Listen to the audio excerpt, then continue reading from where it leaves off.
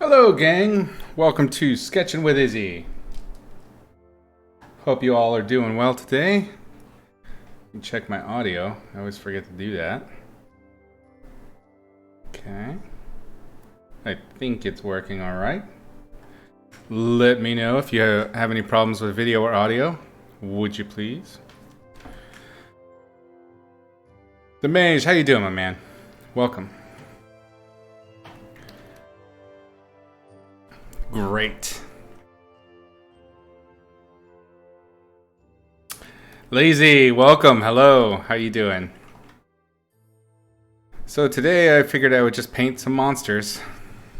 No idea what I will be painting. You guys can pop in with any ideas if you have something in particular.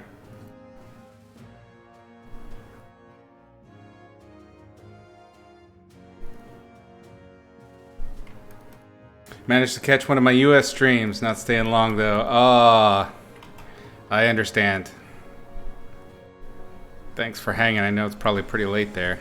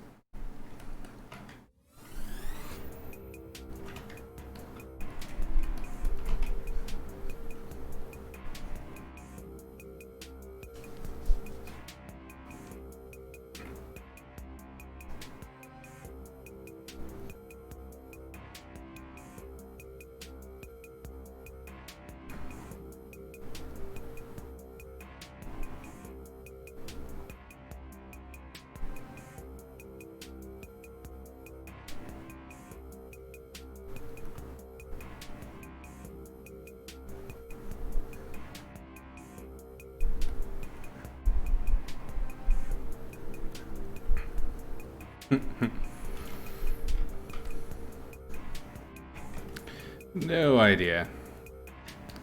Just making shapes for now. Avid, welcome.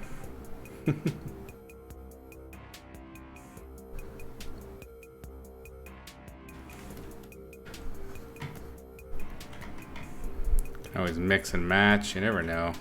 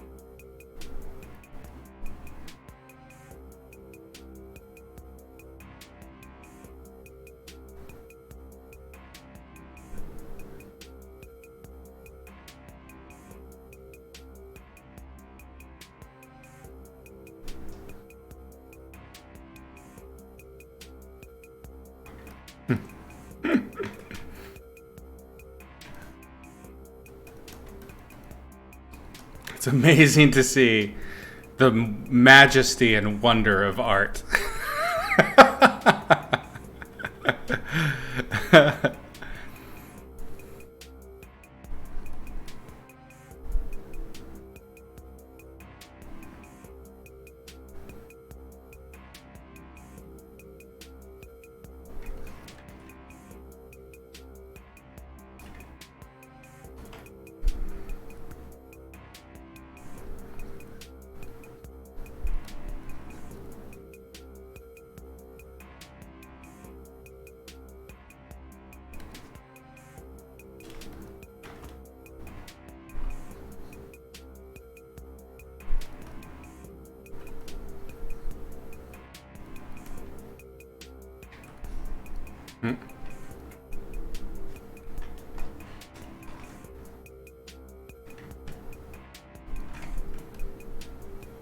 Oh, no worries, Lazy. I'm just hanging out, doing some sketchies today.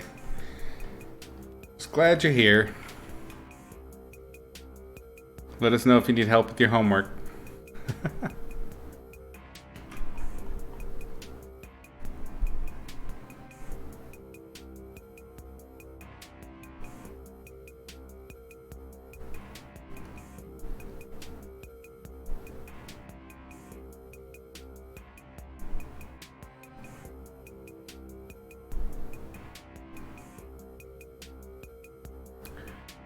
I like doing these thumbnails and then just kind of throwing in tertiary details at this stage, like when they're tiny. See what comes out.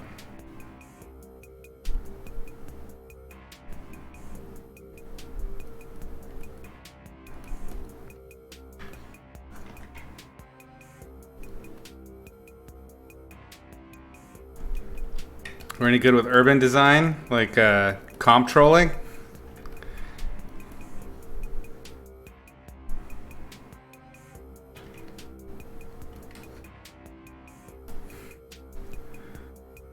The only thing I really know is that, you know, you want to make sure that your water pipes aren't affected by the salt runoff into the river.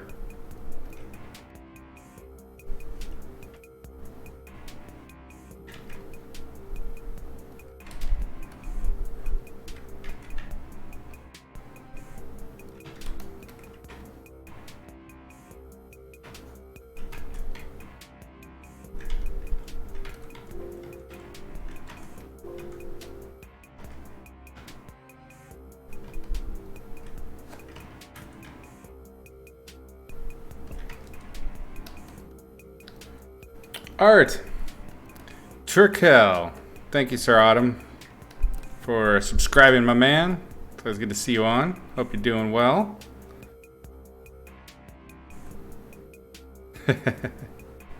Subs. How was your weekend? Did you guys get into shenanigans down there?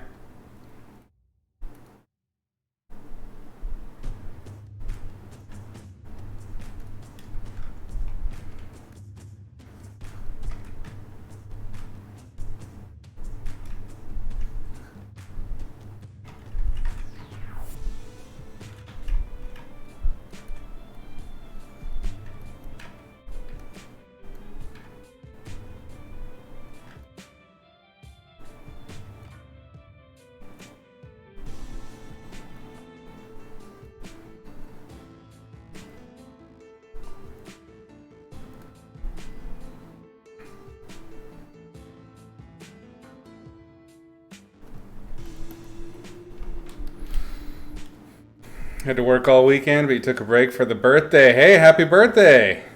Nice. That's awesome.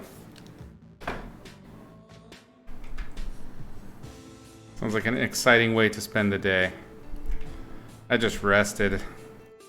Rested my old bones. Last week was monstrous for me. The end of it. Jesus. I did a couple of 20-hour days in there. Don't recommend it. I don't know what the fuck this is meant to be. Don't like any of that. Away you go. Off with you.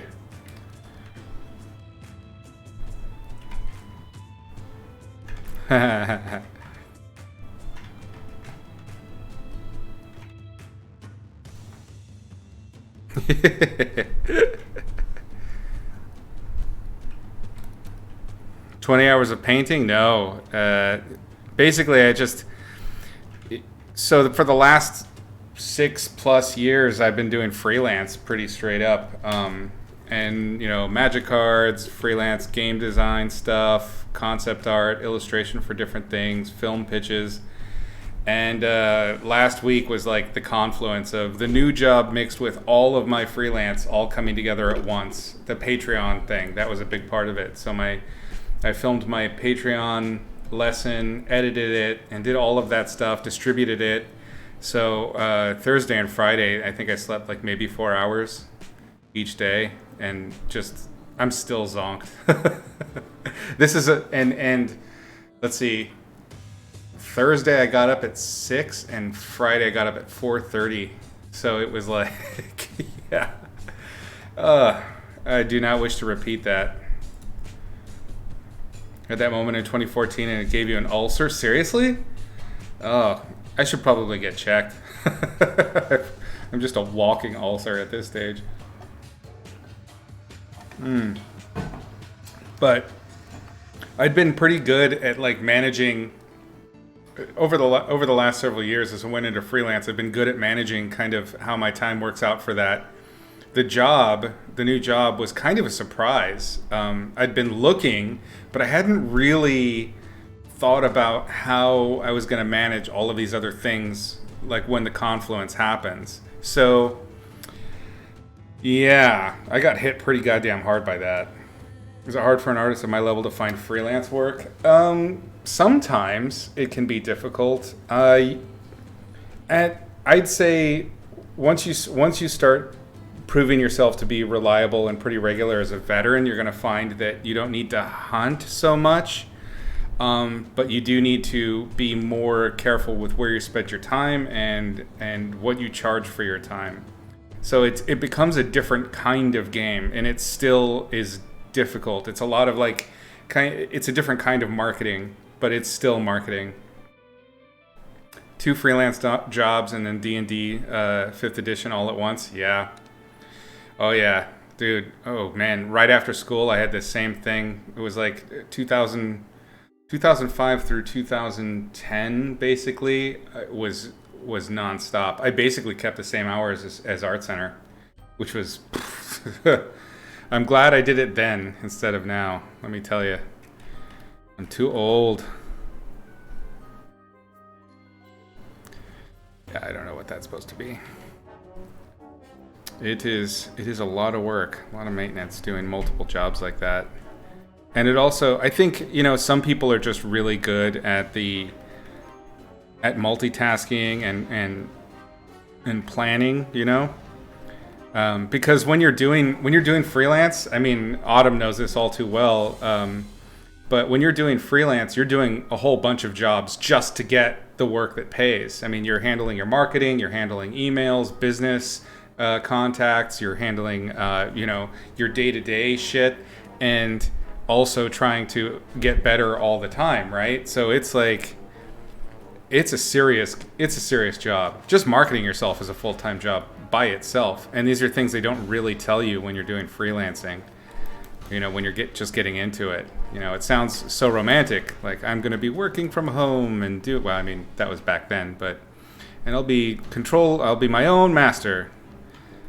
No more shenanigans. And there's a whole different subset of shenanigans for you out there. I don't know why I want to do a cute snapping turtle, but I kind of do. He's got a big head. Yeah. Alright, we'll leave that for now. Let's start a new one. I also like my wheelchair monster. You don't see a lot of monsters in wheelchairs, huh? 2 to 3 hours additional of hustling. Yeah, absolutely. Every day. Yeah.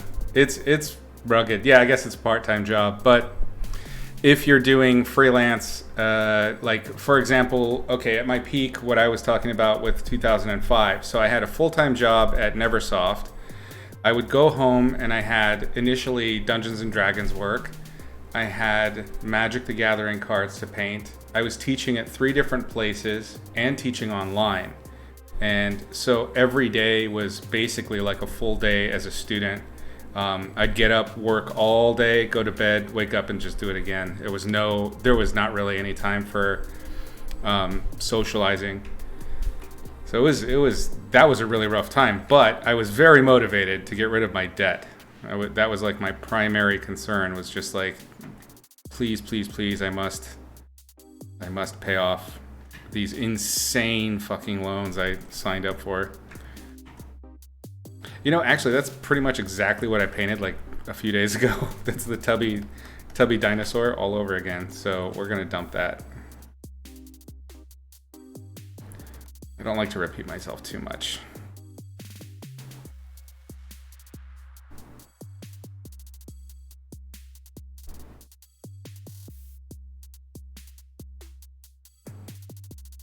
You took a shit job at Nickelodeon right out of school? Oh yeah. For me, it was just get as many jobs as possible to get as many paychecks as possible just to pay that shit down. Because it's a total crock.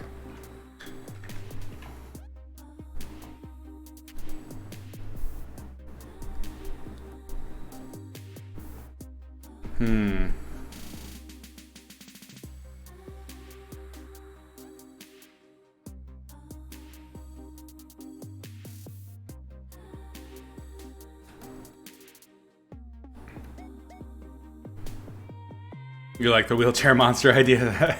Me too. We might go that route. Just see what we can come up with.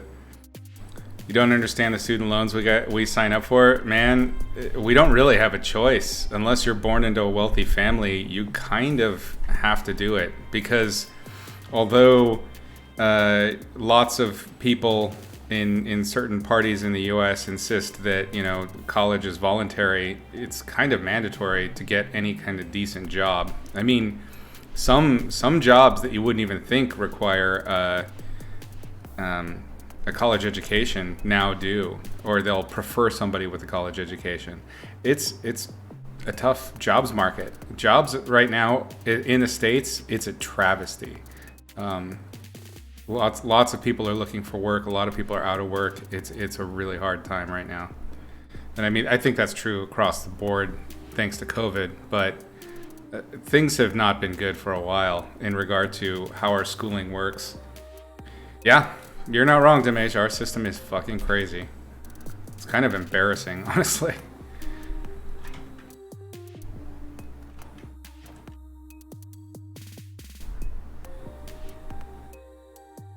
I don't regret going to school at all, even though I had no plans to actually go to school originally.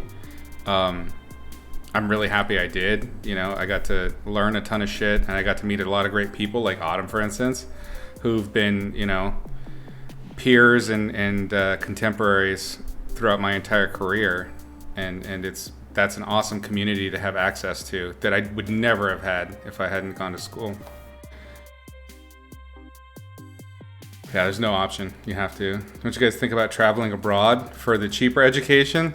Traveling abroad from the U.S. isn't cheaper either. And generally, culturally, the way we look at travel tends to be as a luxury. We're a very work-minded culture, and it's just how we think about stuff. Like, you got to be working. You have to provide profit to the state, you know? Once I started traveling, and I did make a point of doing it in college, I even used student loans to go travel. I realized how important it is to do like the OE, like so many Europeans and actually just cultures all around the world basically take time off to go travel and just kind of soak it all up and just be jackass kids abroad. It's awesome. You have to do it. I definitely agree. I think it should be part of college tuition is that you're guaranteed time to go exploring and just kind of broaden your horizons a little bit.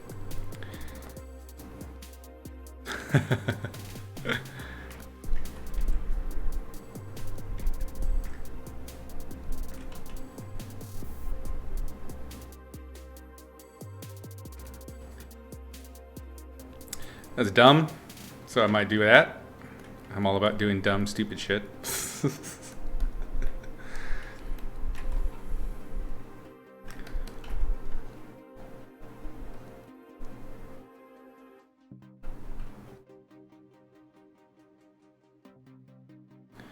There's a big, I think in our culture too, there's sort of this big kind of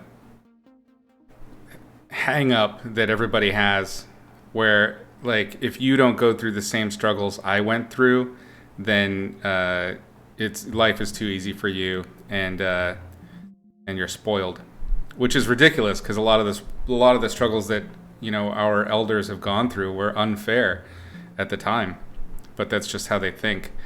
Like, even and Autumn can attest to this, when we were in school, they would force us to do like super high-end presentations for even really simple little drawings and things like that. We had to spend money to mount sketches on foam core, and we had to do everything. Everything was about presentation. We were pretty much the first or second generation that was all about doing things digitally. So printing like doing digital work and then printing it out and then mounting it with foam core and Super 77 so that it'll look nice on a wall is insane. And it was a waste of money. I mean, we spent so much money on just presentation materials. It was insane, totally insane. But they made us do it, and this was always their argument: is we had to do it. You got to pay your dues. And it's like, that doesn't make sense. It's a bad system. Don't replicate and continue the system just because you had to do it. That's a weird way to think about things, and that's super American.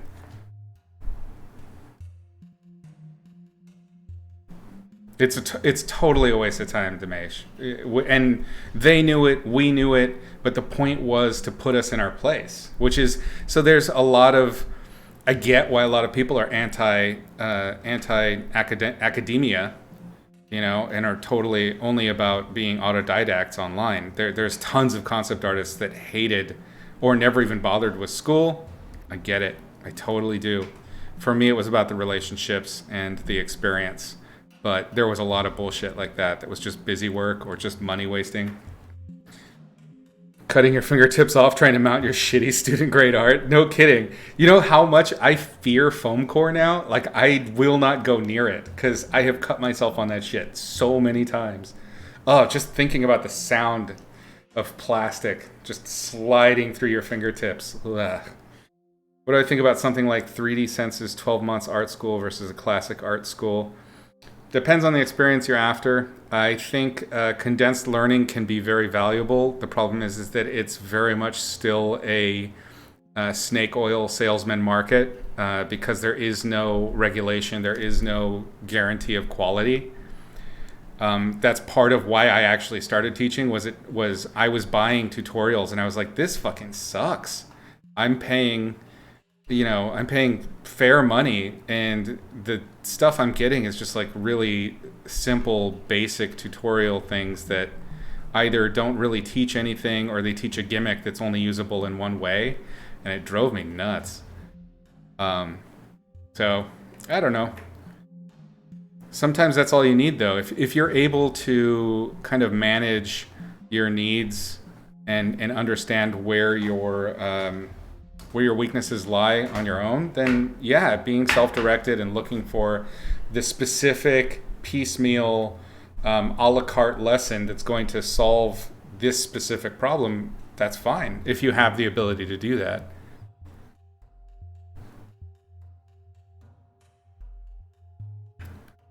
I'm kind of evolving this like skull hood idea.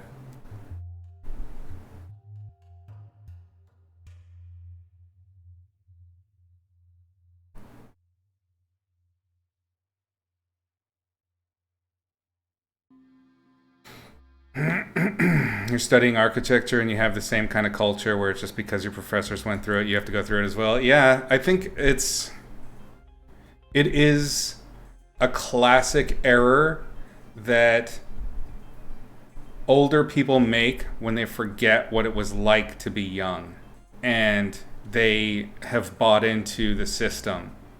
Like, it's so easy to be inculcated in the system. I mean, we all are to some degree inculcated, but if you forget, if you get caught up in that and it becomes the entirety of your understanding of academia, for example, in this instance, then it's going to skew your ability to adopt and relate the way you should, having been through it yourself, because you're like, I've attained that level and now I get to do this.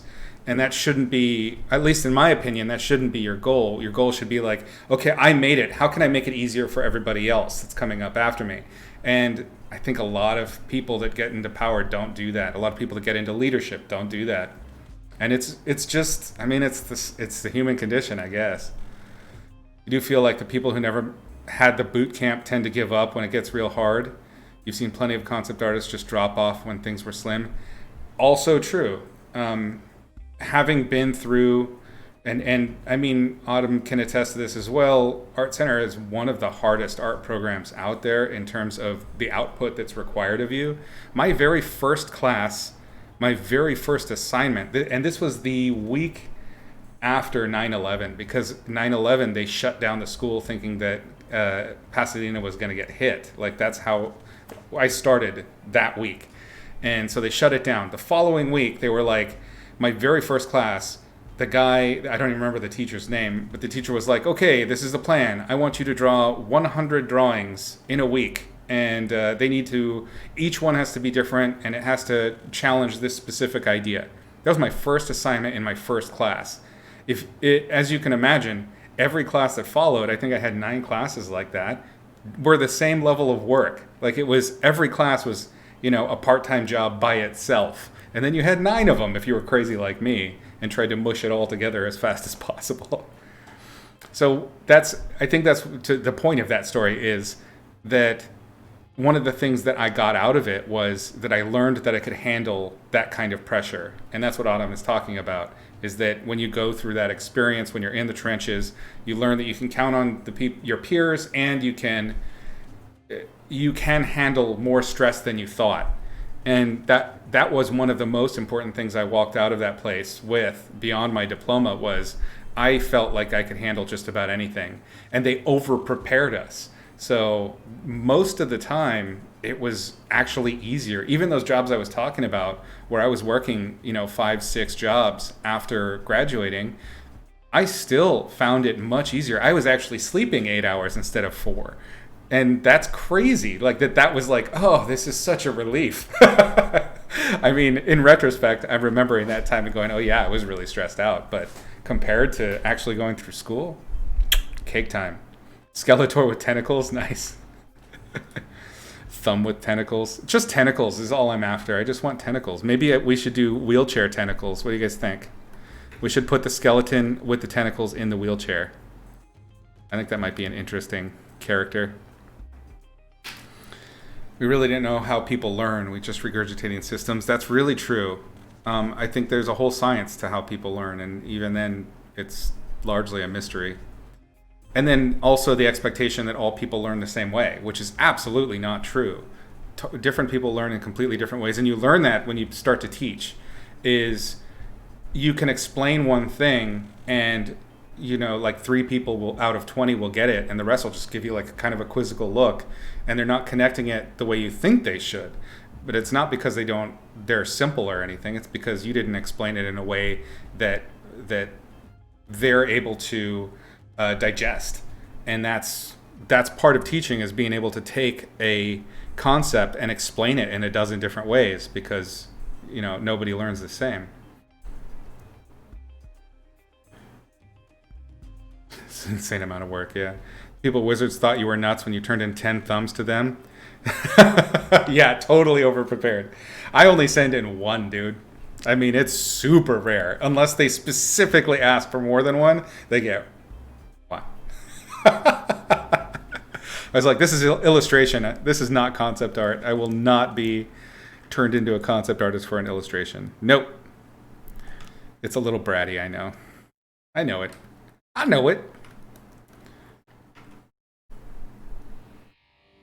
want to make a spoopy octopus creature. I don't know. Did we agree? What do you think? Wheelchair octopus monster? I'm kind of loving this guy. So let's see. Maybe something a little more like this, mixed with this. Maybe a little bit of this. Yeah, that's good enough. Let's grab that. Copy paste. Get rid of the rest. Now we have our direction. Do what my passion is. My passion is graphic design.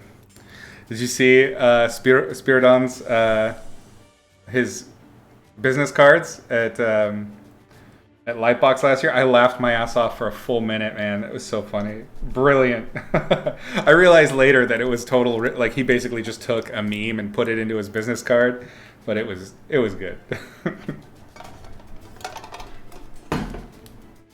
I had not seen that meme before, so he lucked out.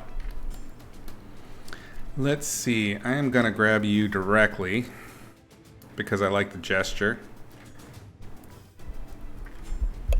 Let me tidy up my workspace here a little bit. It's kind of messy, guys. I'm a bit messy and unorganized. I'm glad you guys can't see my desk. It's got... I have cupcake holders. Silicone cupcake things. That's on my desk for some reason. I don't know. Don't ask. It's a thing I do. Alright. Ah!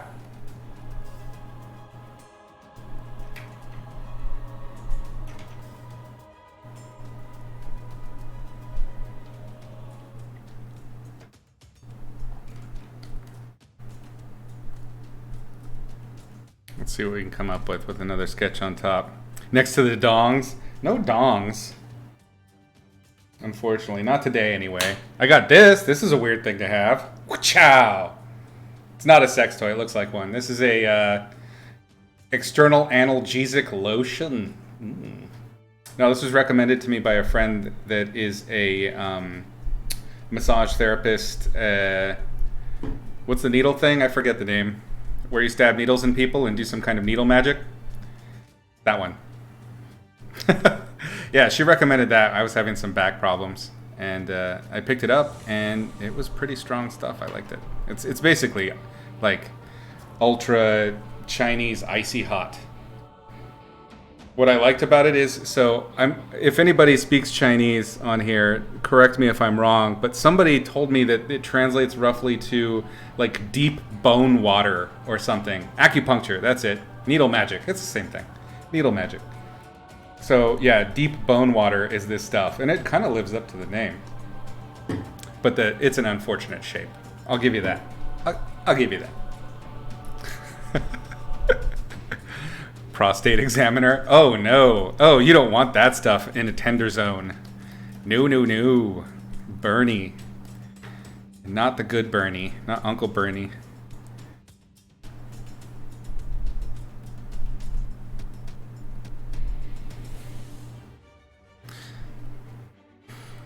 Yep, all of my monsters are basically foreskin, so we're not going to do that today.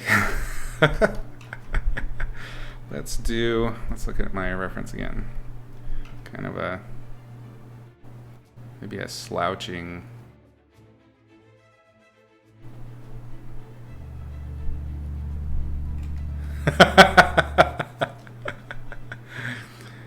Thanks, Cypher. Did you like that?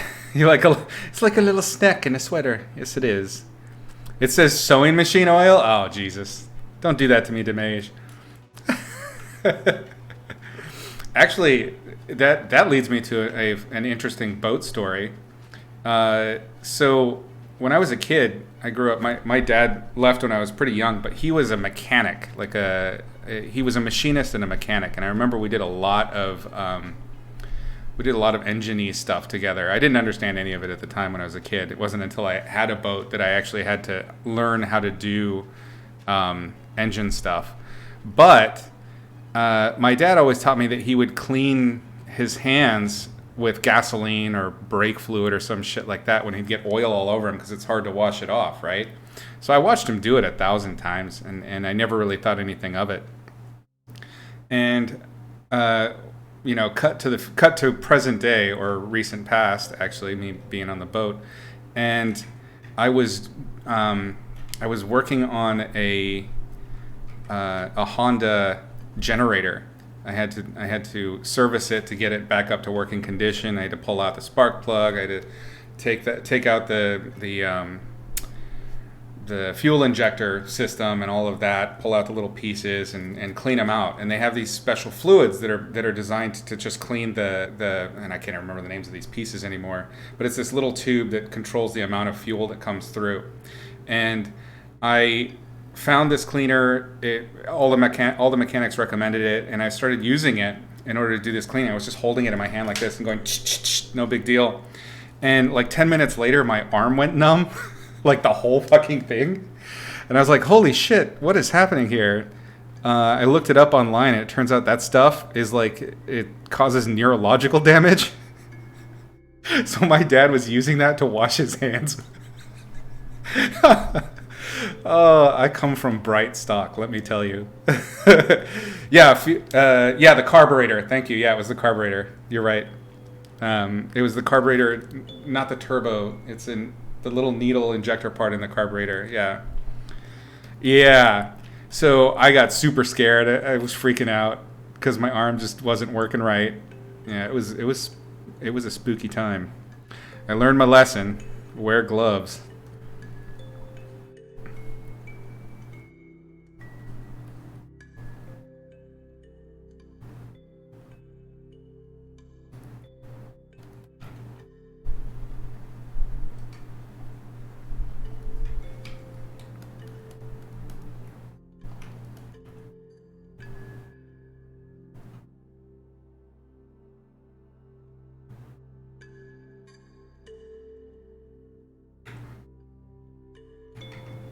Can use this to determine scale.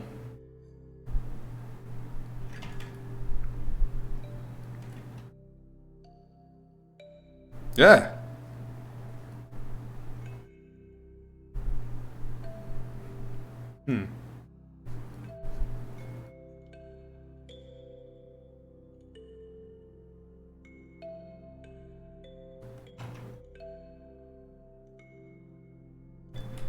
Roller spoopy.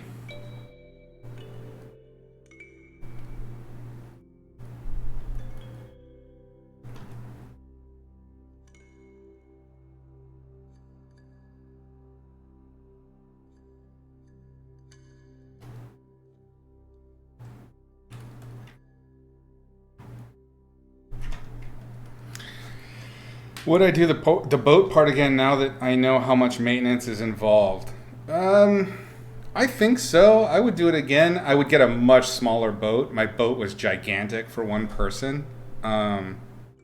It would be much easier to manage if it was a smaller boat. Live aboard, I would probably do that again, but next time I would get the boat where I intended to be. I actually bought the boat in Mexico and intended to take it around through the Panama Canal to the Caribbean. That was my original goal. But once I realized how much work it was to maintain the boat and run it by myself, I realized there was no way I was going to take it through dangerous places like the Tehuantepec Bay, or even just crossing from eastern Mexico into the Gulf. Like there's lots of winds, there's lots of crazy water. You're out there way far away from anything. So yeah, I never did get to go where I intended to go originally because the boat was too much. So the big lesson learned, if I were to do that again, would be to get a much smaller, much easier to pilot boat. Something that I can handle on my own better. It was good though, because I learned so much stuff. I had to learn, electrical work, mechanics, woodworking. There's all sorts of random skills that I never expected I'd have to really get into.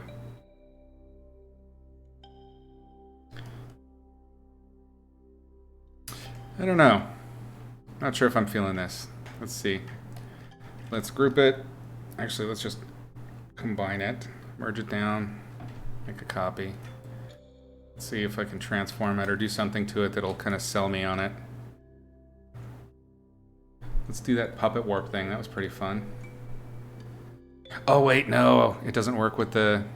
Yeah, it doesn't work with broken lines. I forgot. It's got to be a full painting. Nope. You follow some sailing vlogs, and there's always maintenance to be done. I did too, and they really undersell it.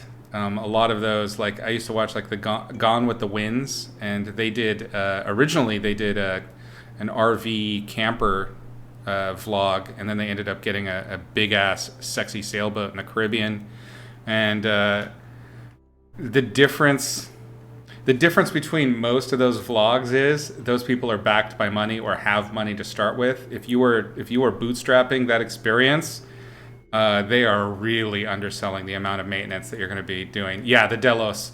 So the Delos crew, I mean, they get tons of money. They basically, they're selling the dream, but the reality of it is pretty minimized on that on their channel.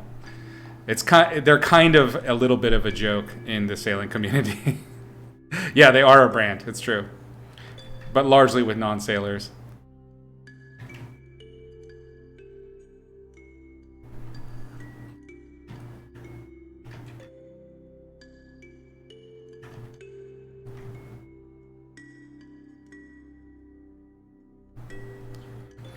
I do got to give them credit though. They put in the time to really make that thing happen for them.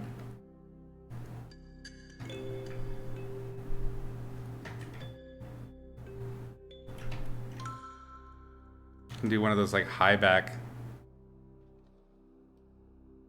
the old asylum style chairs.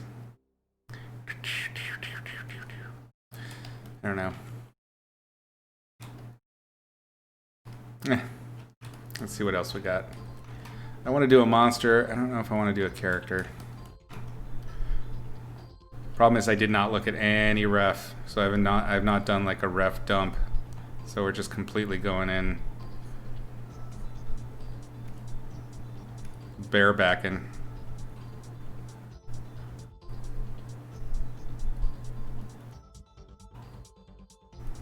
I haven't really done much alien stuff. I did I did that alien hobo. That was pretty fun.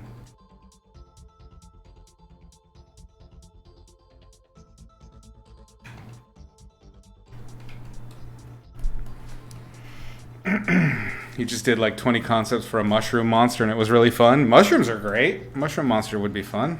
It's a good idea.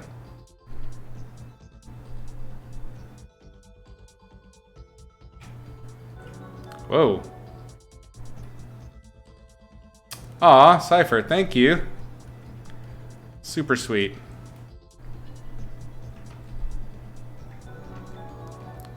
Jesus.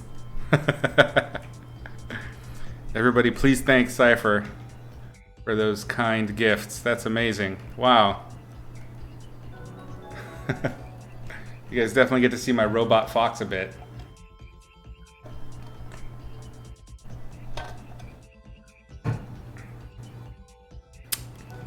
Oh, you got me, Daddy. Thank you, Daddy.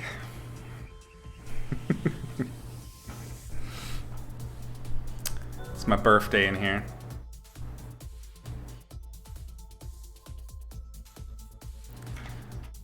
Let's see, mushrooms. Like some kind of spore creature. Oh, you know what I've been looking at lately?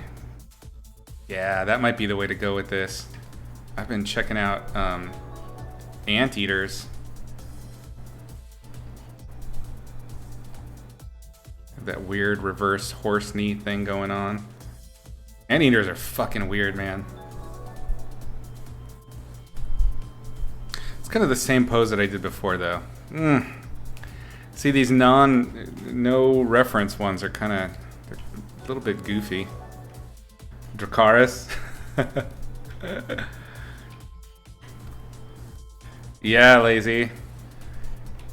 Super generous Cypher right there.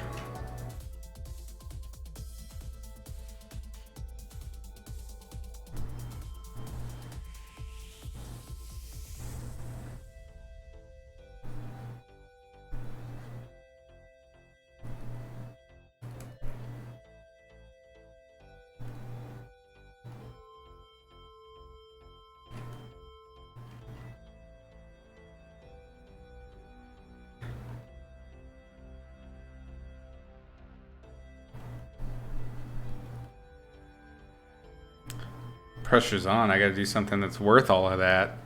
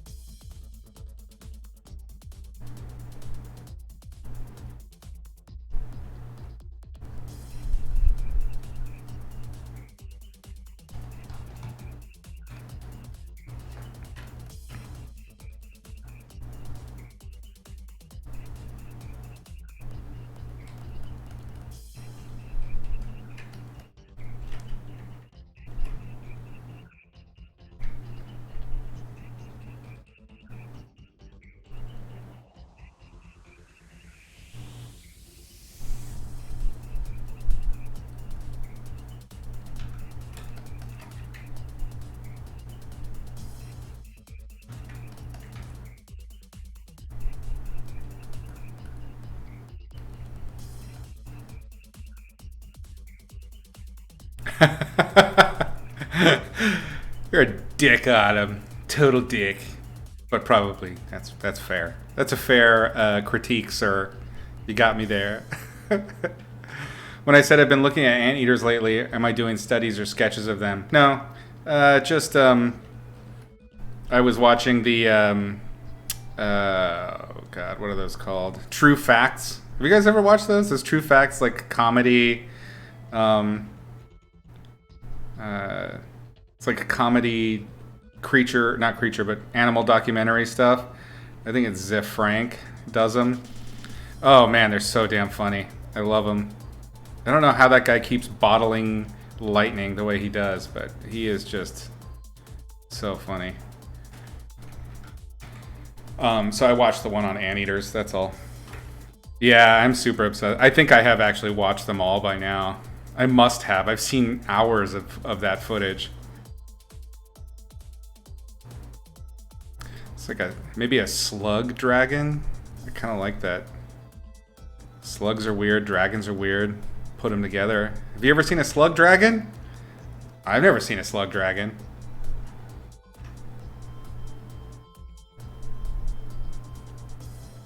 Right?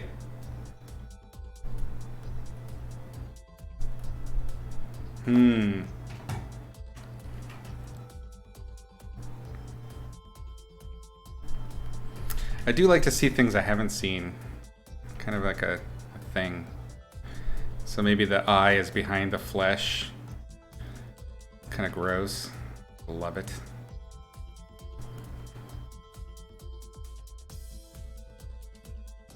The ostrich one is priceless. It's so great.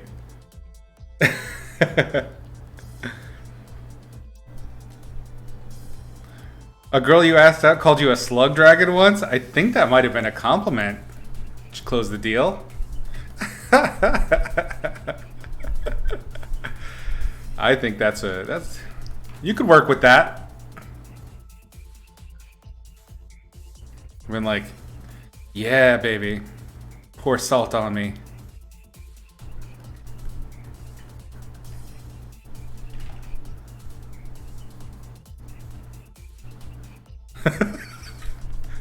That's such a weird thing. Yeah, that's a fair question. What caused that sobriquet?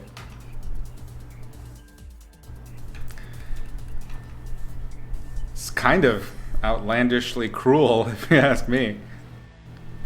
Did you do something? Like, did you slither up on her? What happened? Did you, like, spit fire at her?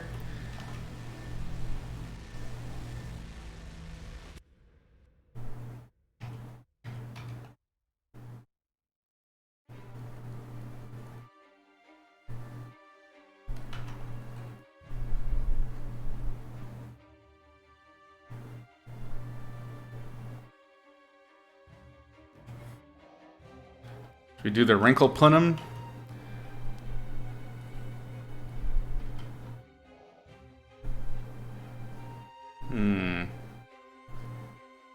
Ooh, what if the eyes are down here? That's kind of a weird looking thing. Can be that... What's that? Trichtophobia or whatever? It's kind of weird.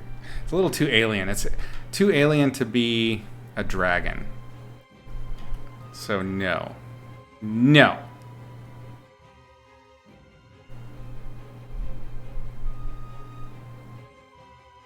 I want to join the two pieces, the two elements in a clever way. God damn, I am having weird... I really hope my fucking video card is not freaking out on me.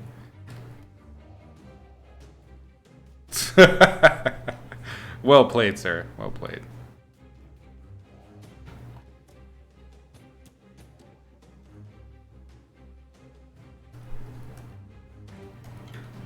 That shape's giving us a little bit too much of a seal thing.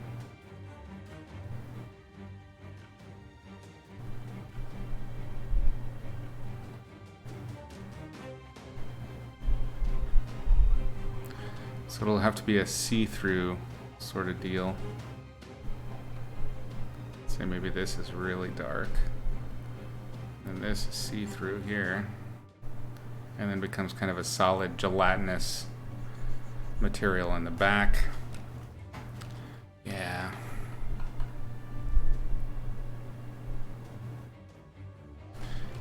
Let's do quick kind of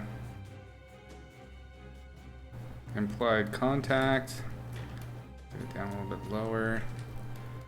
We'll probably need some kind of, I don't know, rudimentary environment, maybe a castle.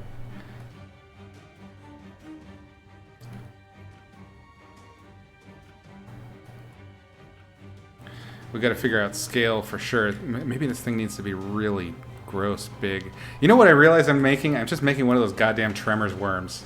That is a dragon slug. Right? God, that was a great movie. You gotta watch Tremors again. We should be watching Tremors, gang.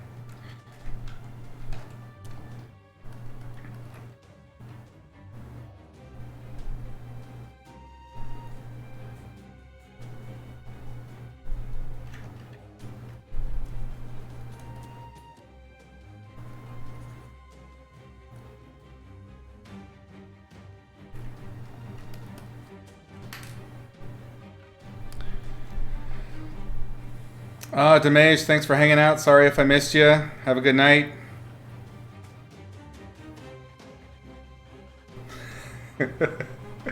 Oh, Nox. Oh, you done a bad.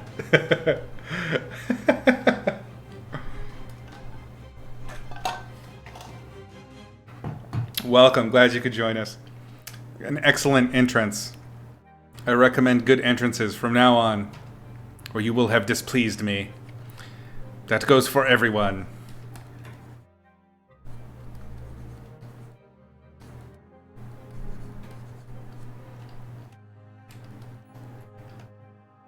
Alright, let's make a new layer. Let's grab all these, drop them to the back, grab all these, group them, turn them off.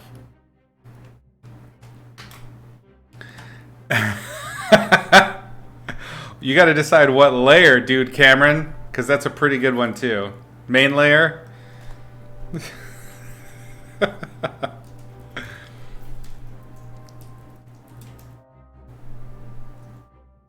Bam. Layer 4. I think that was layer 4. I don't know. I just did it. I got ahead of myself. I got all excited. Welcome. Yeah, it's kind of got a bit of seal pup look to it. We're trying to do a dragon slug, so I got to work on it a little bit to get the design more in line with what I'm after here. Part of this may be we need to do a crop, possibly. Kind of widescreen it up a little bit so it looks bigger.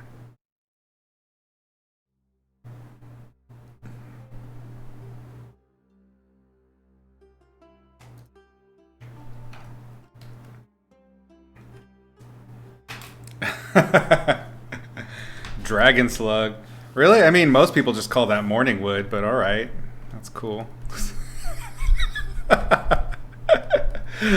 Oh yeah. No, I'm getting kicked off Twitch for sure.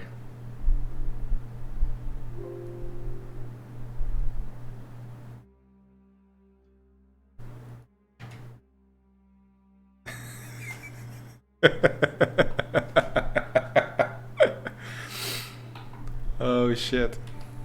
I'm doomed.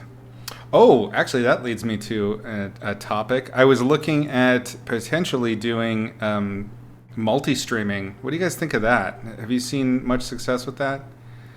Like basically simultaneously streaming here, YouTube, Facebook Live, etc. A lot of people are doing that, right?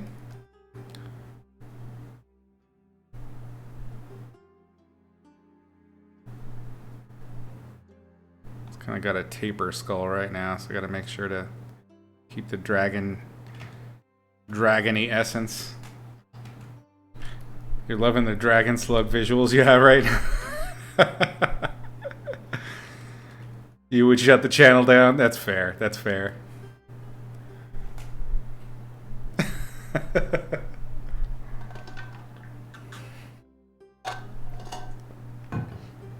You saw a movie with that. That's a very specific fetish, my friend.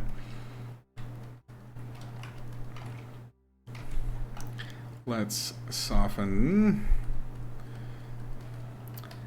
And we kind of have some lighting. We can explore here. Let's do a new layer. Save it.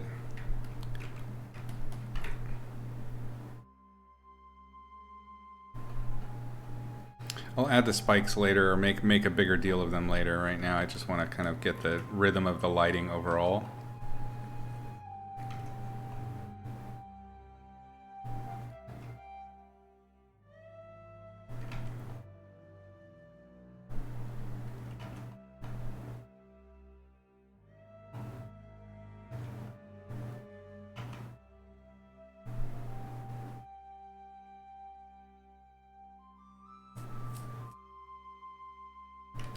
Definitely has kind of a fishy quality, doesn't it? I should probably be looking at Slug's reference. I think it's something like that. And then maybe... Oops. Let's just merge it down, fuck it. We're living wildly today.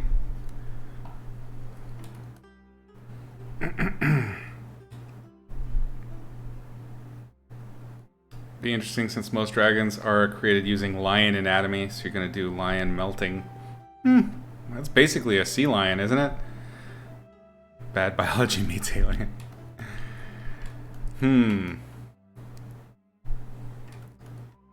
Let's see.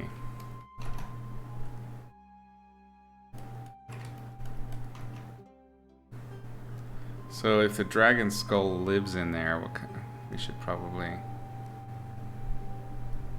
make sure that the skull is visible at least somewhat.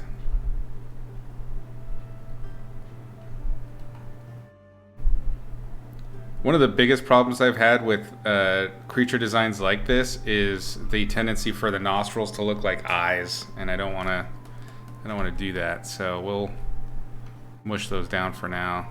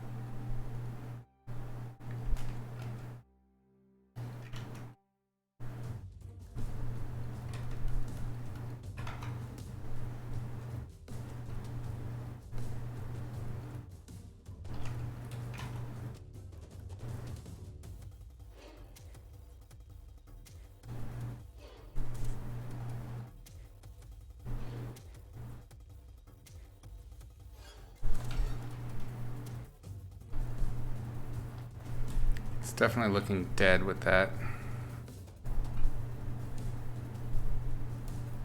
sort of concavity there.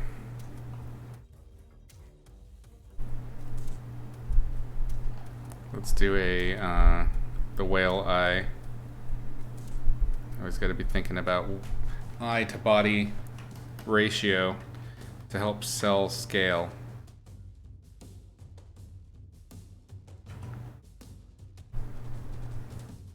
He's a very perturbed dragon slug.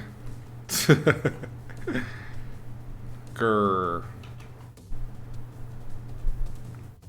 Nope, nope, nope, nope, nope, nope.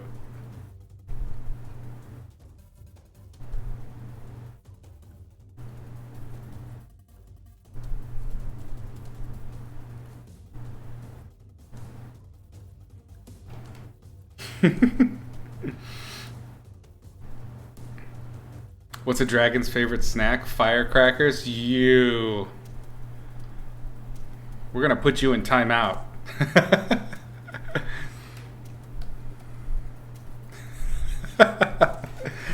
All right. This is Pun Channel 101.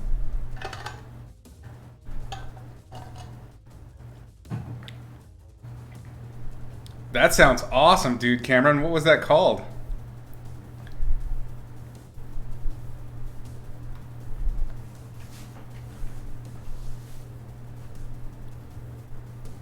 The Ruins. Nice. Nox, what would you like to name a layer? Tell me what you want and which layer you want to do.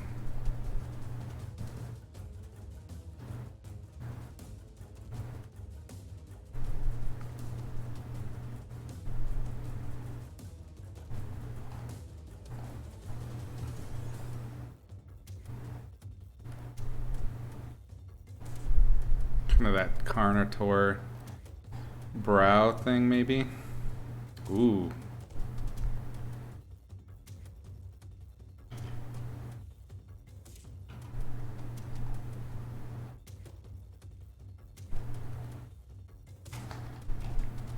That's pretty savage looking.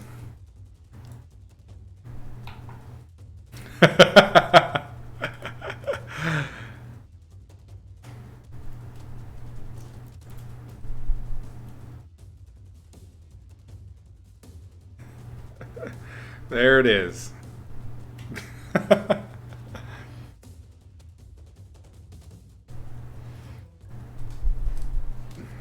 It was trippy. Gotta look past the idiot tourists. Fair enough. You've seen it, Lazy? What? I've never even heard of that movie. It sounds intense. Was it from a specific period?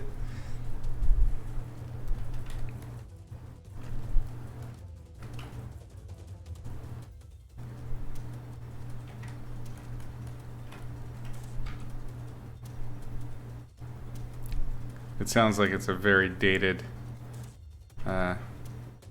horror film.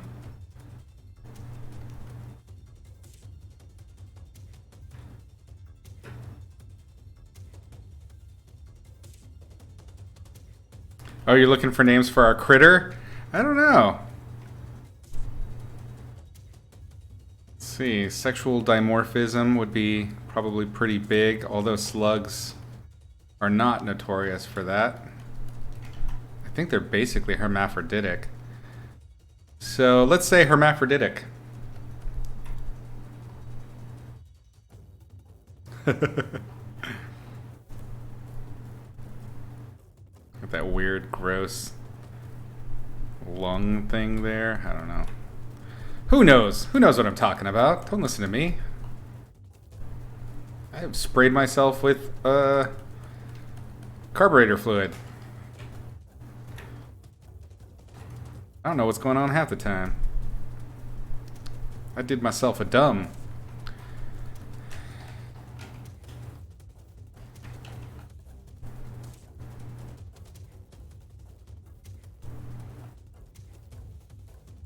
No, I want to go up. Change the angle of that to up here.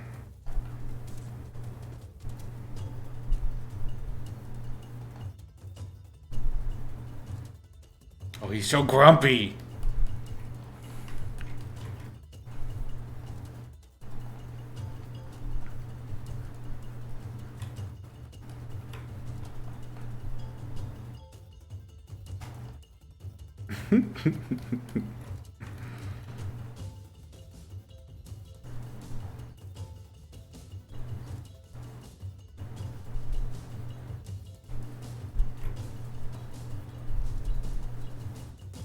I think on that, on the True Facts channel, I learned that these kind of nodules that are on slugs are sort of make them their proto shell, like snails have. Like snails are a more advanced version of slugs, something like that.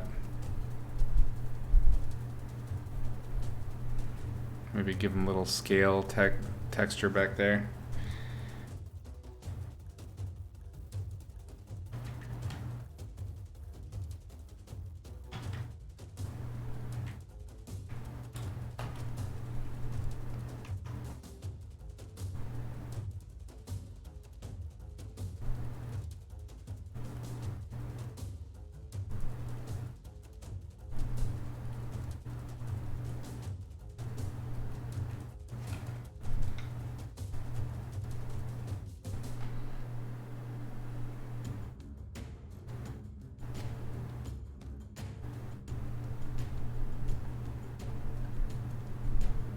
Oh, Bad Biology is a movie too? Holy crap.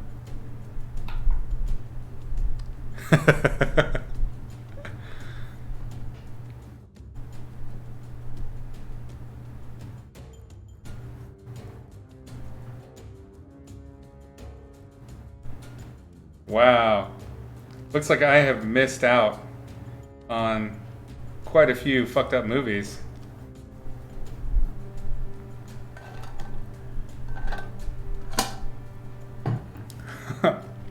Wait, dude, Cameron, that means that slugs are homeless snails. That's sad.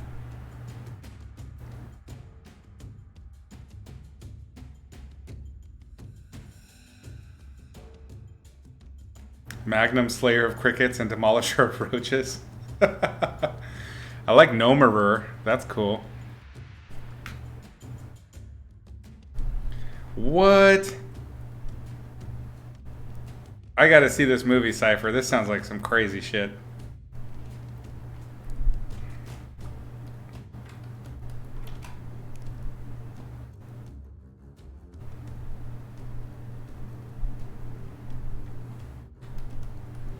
Alright, let's do a quick, let's see.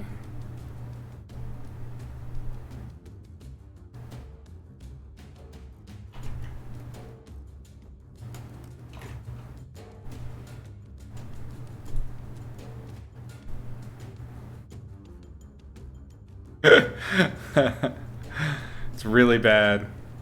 Ermagerd, welcome. You got modded. Yep. It's basically a scrotum with a lizard's face. Did you see that I painted it? Because either it will be a scrotum or a foreskin at some point. That's just, it's just how I do. Not what I wanted. Oh, I'm using a color brush, that's why.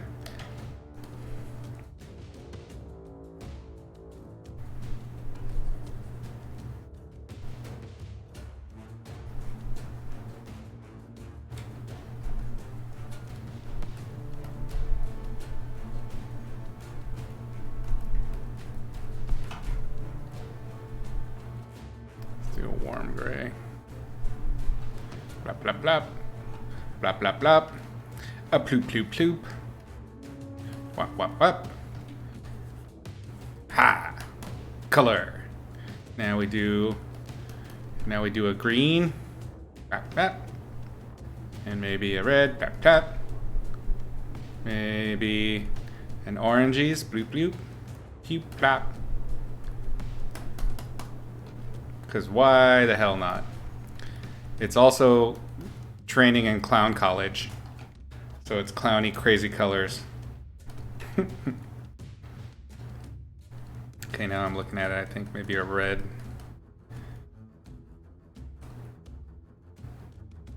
And like this kind of dark blue. Nope, not there.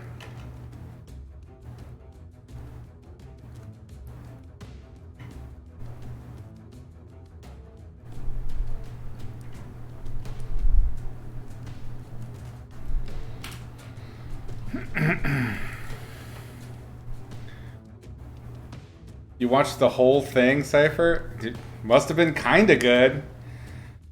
It reminds you of a Streeler from Harry Potter. What were the Streelers? I don't remember Streelers. Is that something that was just in the Fantastic Creatures thing? The Monster Manual? People have been making creatures out of genitals for a millennia. Yeah, because genitals are creepy. They're the scariest, most wonderful things ever. Slowly coming, you could say. It's coming at a snail's pace? Yeah. You would think genitals gets auto-modded, but apparently it's classy enough.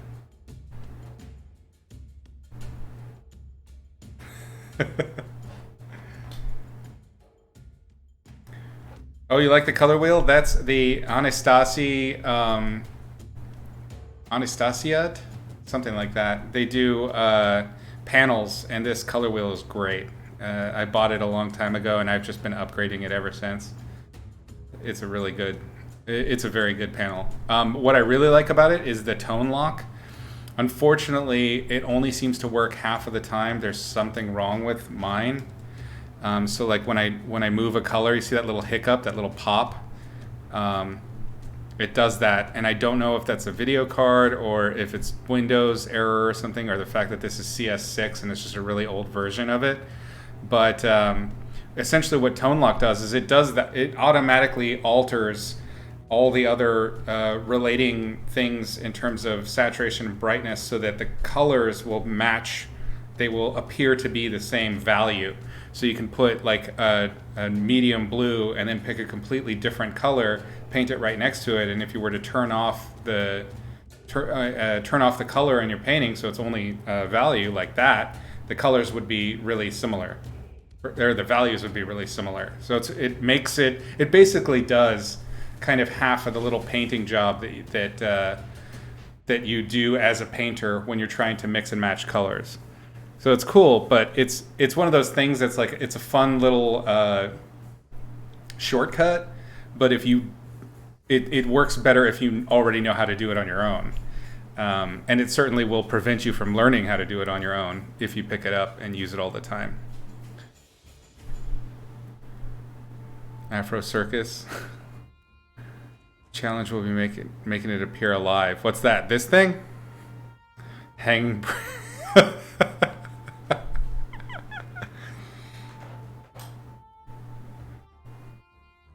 How much is it? I think it was like $14 or something like that.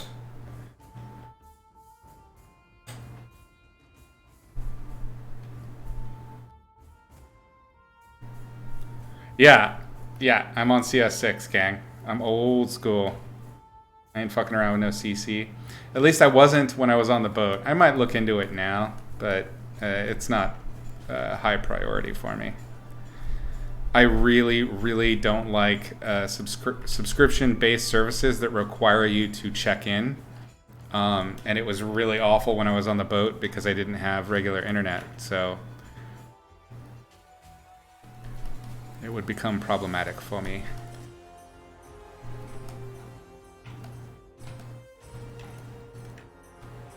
Alright, in classic easy fashion, what we will do is grab our critter, make a layer of him. I guess we're making a painting. Don't know why. It's just something to do while I blabber.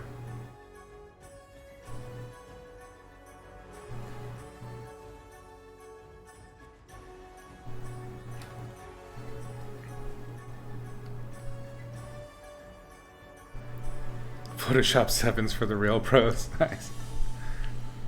You learned Photoshop in CS3 or 4, really? I was actually just talking about this. I picked up Photoshop in the early 90s is when I started. And it was just, I think it was Photoshop 2 or 3. I can't remember. But this panel over here, there was only like 6 tools. Counting the color one down here that no one uses anymore. That was before they had Quick Mask. It was a different time, my friends. And I didn't even know that styluses existed, so I painted with a mouse. It was a very painful time. Kind of got like kind of a hippo feel to it too.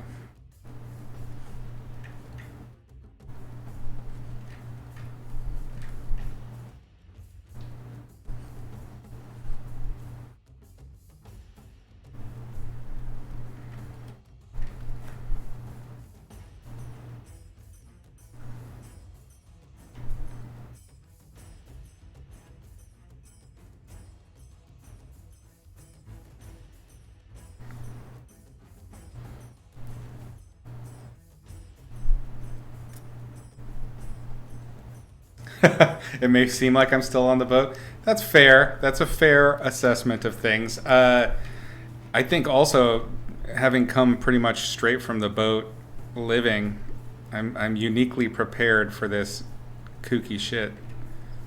Other people tearing their hairs out, and I'm like, no biggie. I'm used to being on me onesies.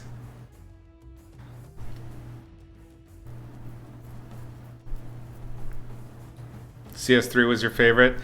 It was a good one. I think CS6 is mine currently. It had the least bloat of that generation. That's my biggest problem with Adobe products is they just try and find ways to bloat the shit out of stuff, and they have such a boner for interconnectivity, forcing you to connect all of their different products. And in some ways, I get it. I understand the need for it, but in others, it seems like they overdo it a little bit.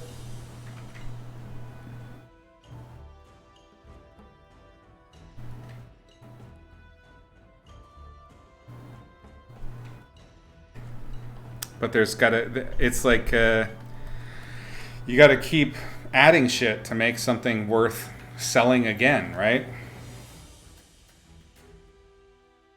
That's the name of the game. Let's turn off this and grab this.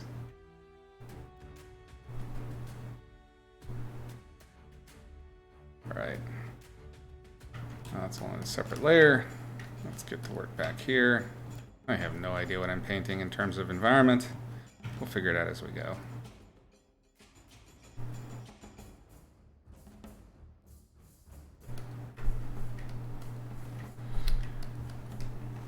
You didn't even start drawing on paper really until your 20s? Wait, so you started digitally? Oh no, okay, I see. I got it now. Waterworld will be a thing? It's a possibility. Yeah, you gotta learn to sail, bare minimum. Or use yourself as bait to catch giant monsters like this. You're gonna switch to MS Paint.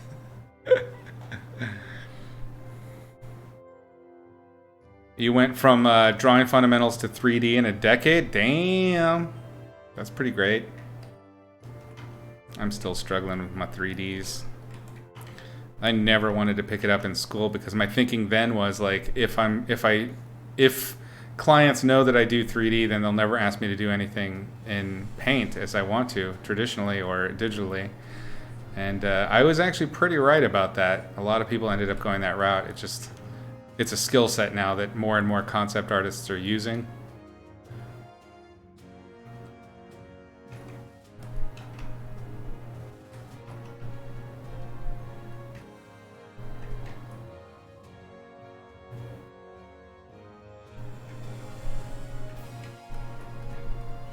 It?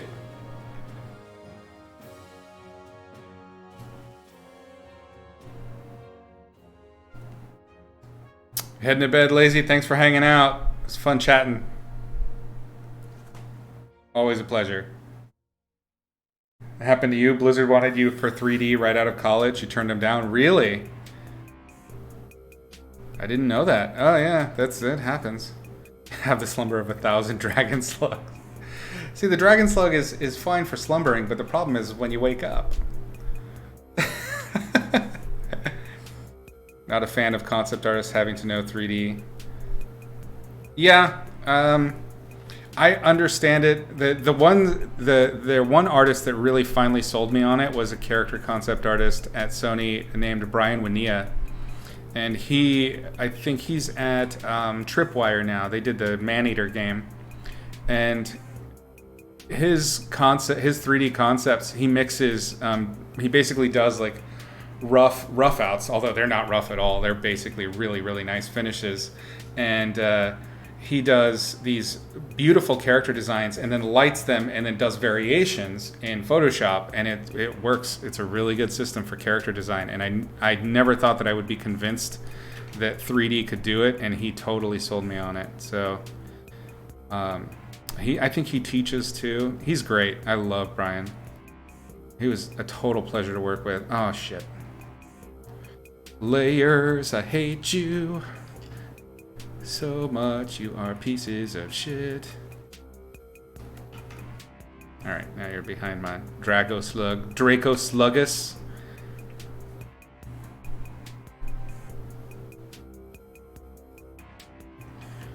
I don't know what the fuck I'm doing with that. Who knows? I think his he did do traditional sculpture, but his background, his original thing was he loves to do props, masks, monsters. He used to do, and I think actually he now does it again. He used to do a lot of like haunted houses, you know, practical effects, but for in-person viewing. That it was like a passion of his. I remember we talked a lot about that kind of stuff. Super cool. Very nice guy.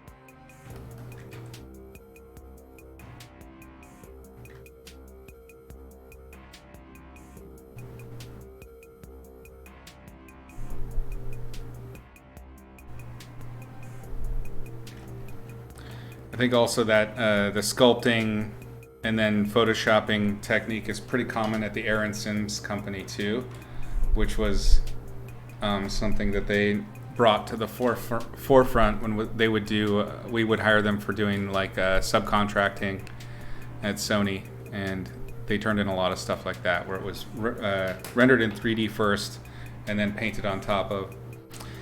All 3D artists are like timeshare salesmen. They all keep trying to hook you in.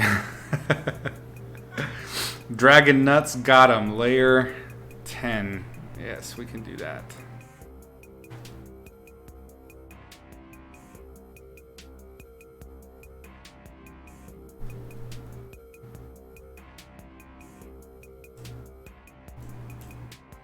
All right, there you go.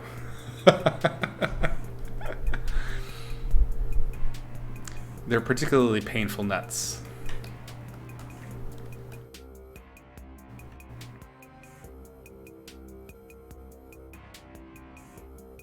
Boy, this playlist I'm listening to is all Avengers soundtracks for some reason suddenly, and I need to change it.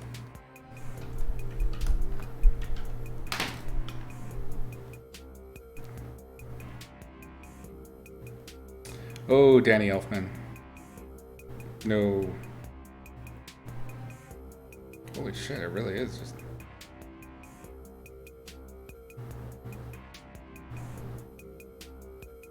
Yeah. Horizon Zero Dawn, that's a cool soundtrack.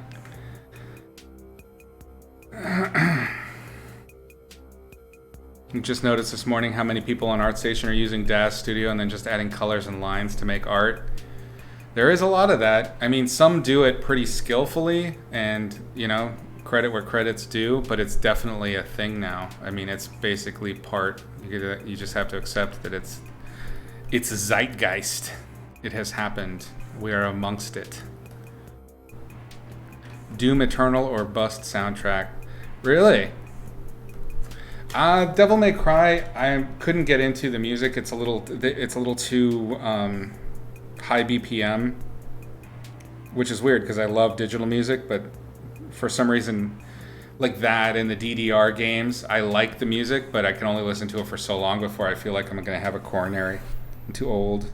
But I'll do a search for that. That's fair. It's a good rec. What was it? Doom Eternal. Is it? I imagine that's pretty high energy too, from what I've seen. I haven't played it.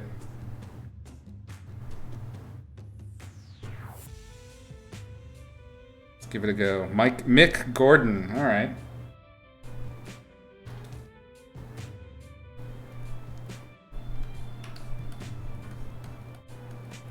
Oh yeah. No, it's death, or it's not death metal. It's black metal.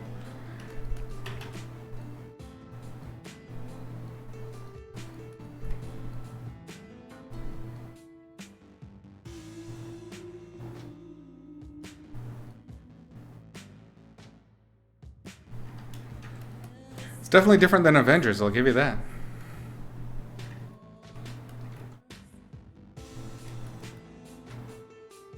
I haven't listened to it now.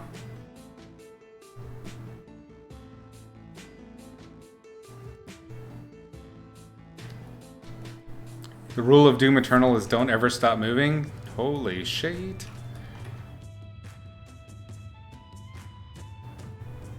This isn't your daddy's Doom.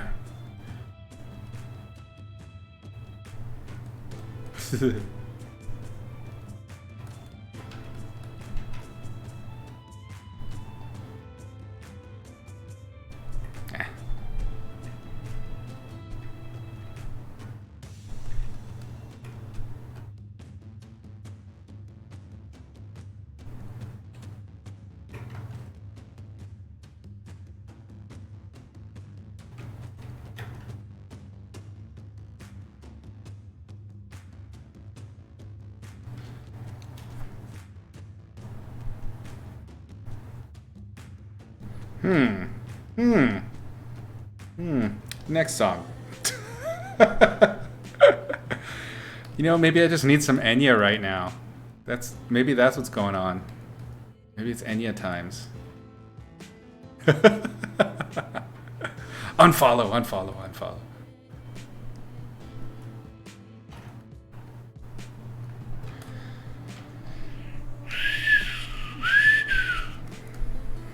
The Doom soundtrack. He took inspiration from the game's lore, since the soul is energy. That's pretty cool. I like high concept music.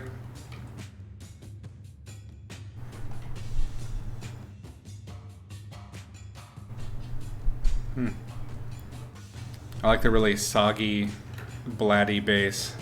That's fun.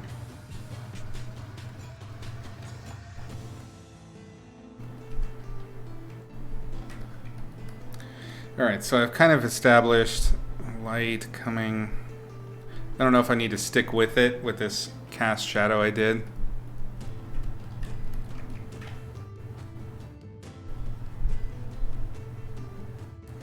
This is starting to feel like some kind of temple guardian type critter.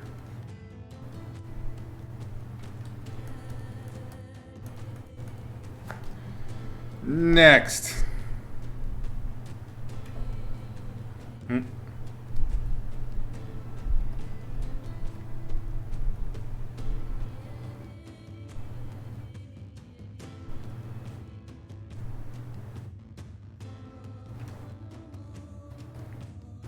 You've been listening to Zevia Rujnooch. I like it already just from the name Rujnooch.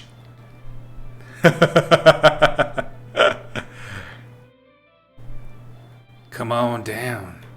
Listen to Rujnooch. It sounds like some kind of cyberpunk drug.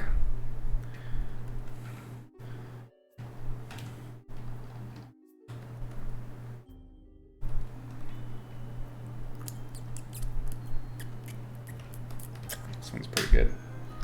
Let's try that.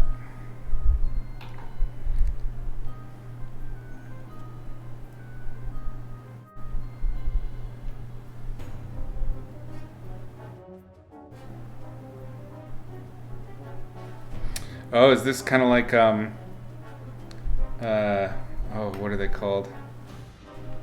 Shit. The people that did the intro song for the Vikings? Belarusian epic folk music? Awesome. Cool. Actually, then it does sound kind of like it's on, Fever Ray, that's the band I was thinking of. I guess Fever Ray is probably more poppy than this.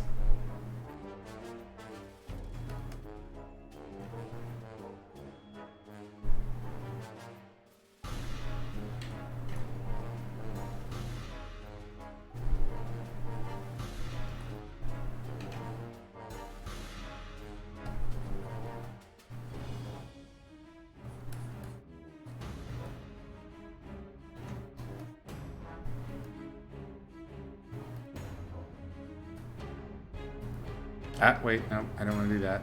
That's a bad idea. Bad idea what I'm doing there. Let's go back to the sky level. I will pay for that later if I'm not careful. Ah, yeah.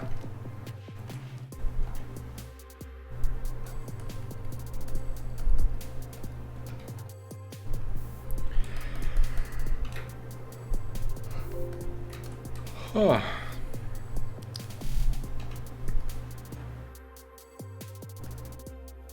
For that reason right there. Gotta think ahead. Yeah, Fever Ray. That was the band. What's that? Fever Ray is like Enya on a Killing Spree? Yes. Especially if you look at the more recent stuff. I love their videos because they're super out there.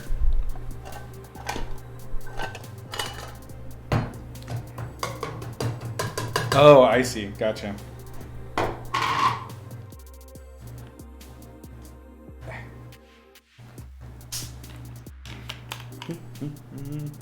Fizzy water. So good.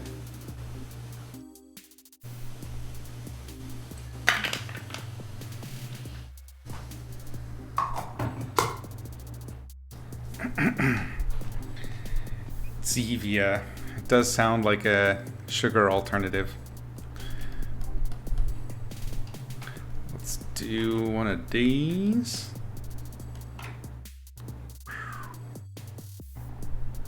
Ah, yeah.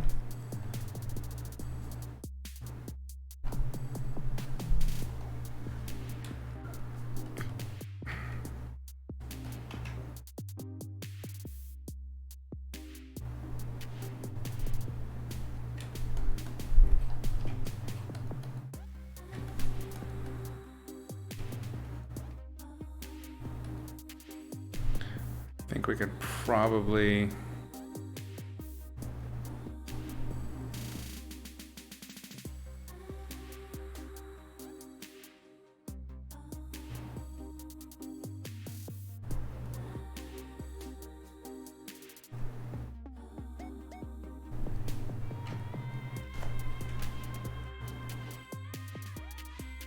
Oop.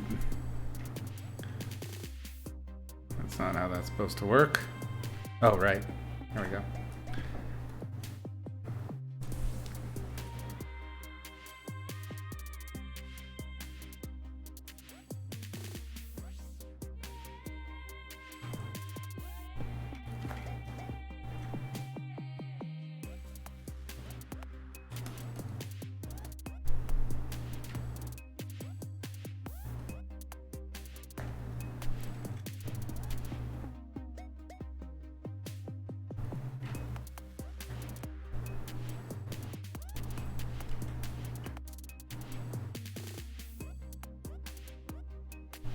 Oop. Did something wrong there. Oh, I see.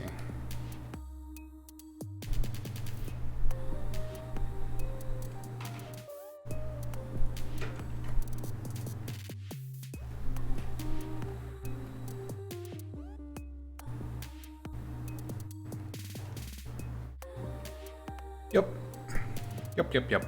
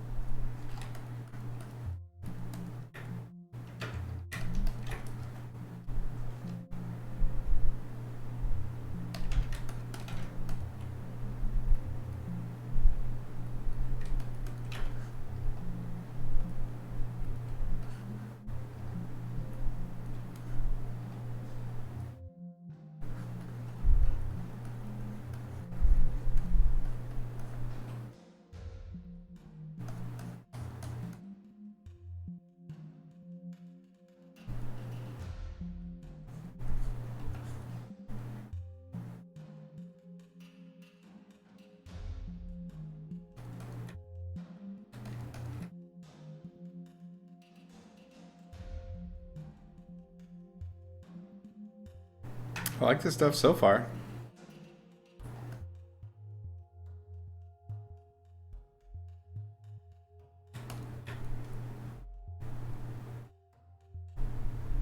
Come on, you sticky fuck.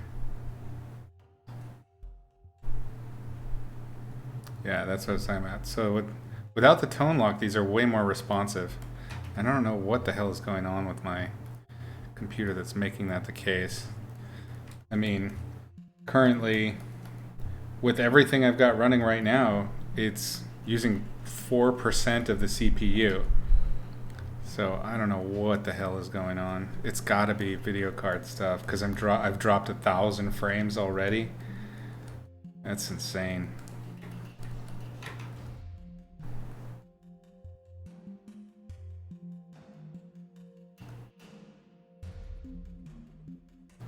Okay, so we've got kind of a rough background going on. Let's see if we can add a little more character to it real quick. Let's do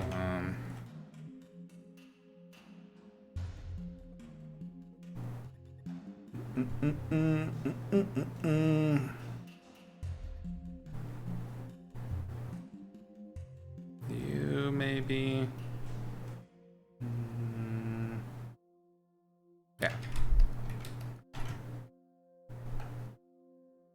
I.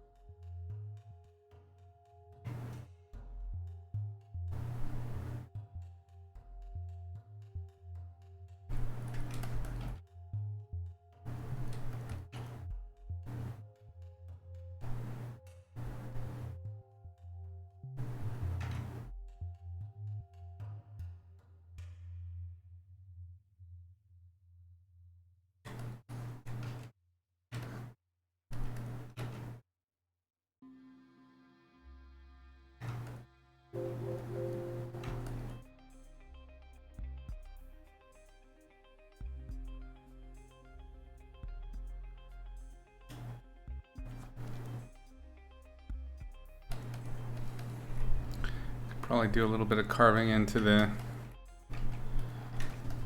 edifices. Just a touch.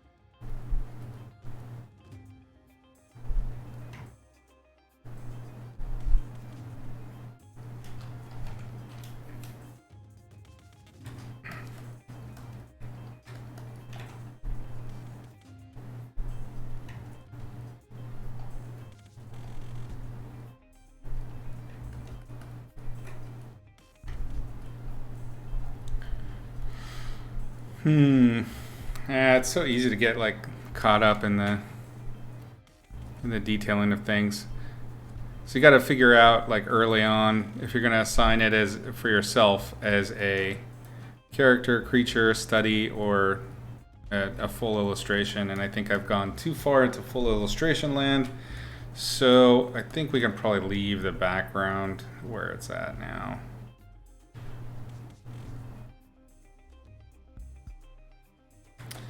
All right, so let's get back to our critter. We've got everything we need there, more or less. We can always kind of bounce back if we need to. Let's do some quick. It's not a lot of slimy things in the desert, right?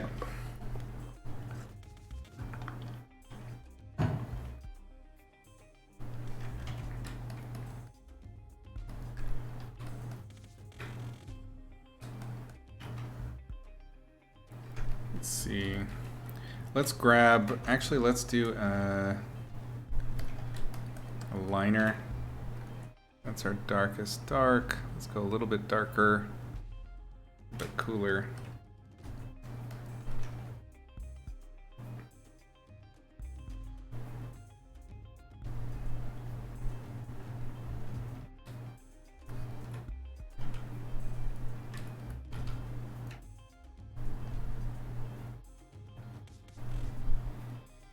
I don't remember exactly how the Carnotaur brow ridge goes. God damn it, this fucking thing. Maybe.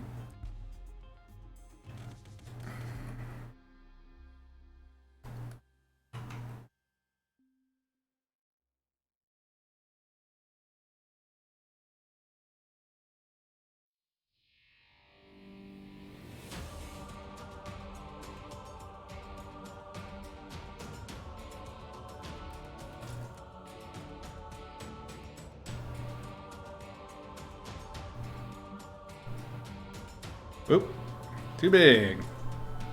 Much too big.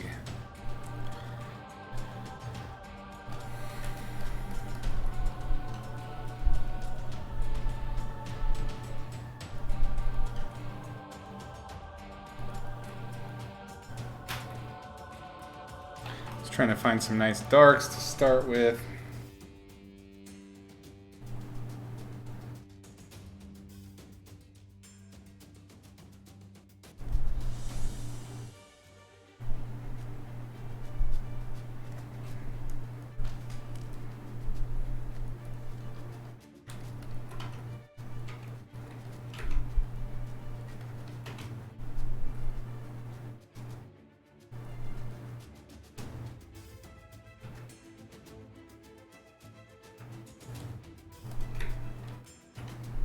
I'm going to start in, I think this time we're going to start in the darky darks and then kind of dig forward into the lights, the mid-tone range, kind of like we did with the portrait.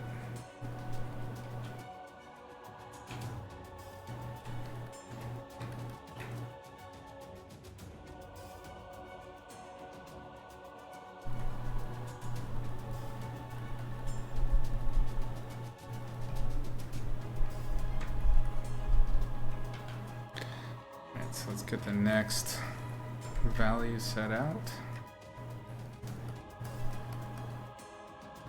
Let's do, I'd say, I like the cool, let's do a little bit of color variation fun, I think. Let's go a little bit mid-tone, a little bit color.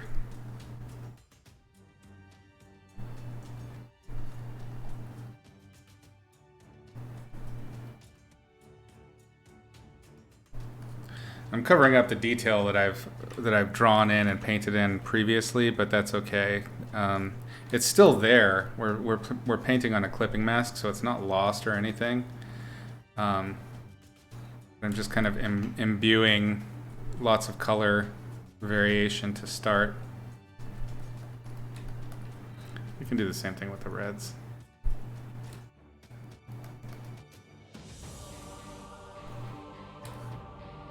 Too red, I think.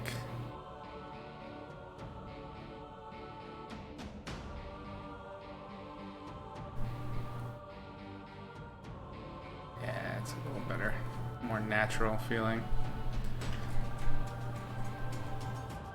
I think I might actually grab that line layer I just made and put that in. Just trade them. Oop. There we go.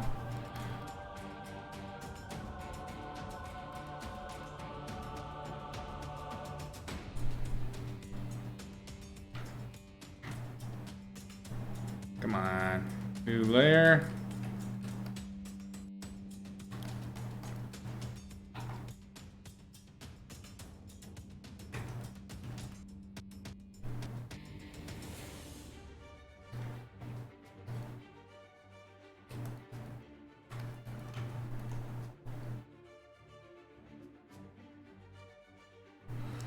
I don't know, this Carnotaur thing's not working so good.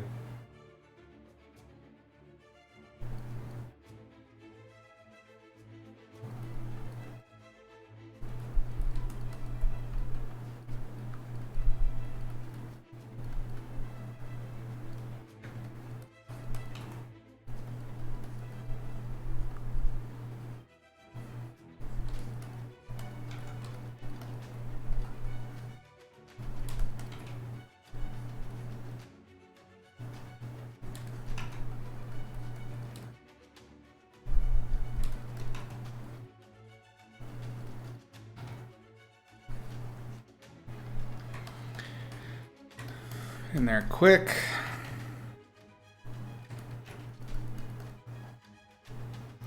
Maybe cool that off just a touch. Ah.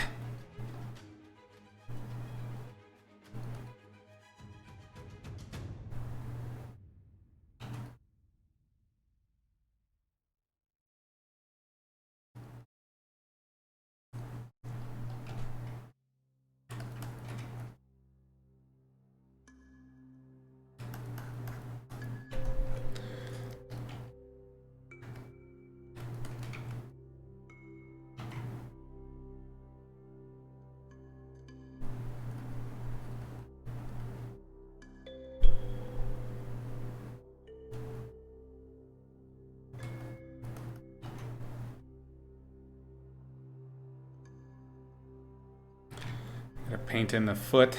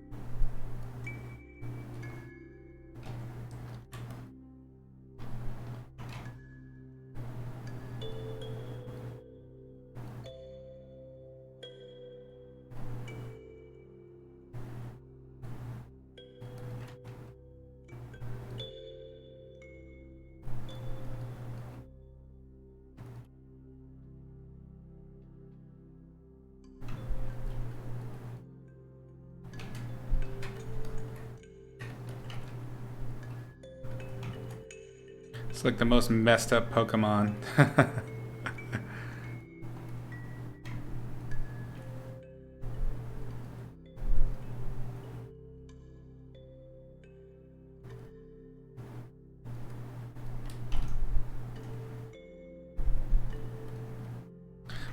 We're definitely going much less saturated than we have in the past, I think.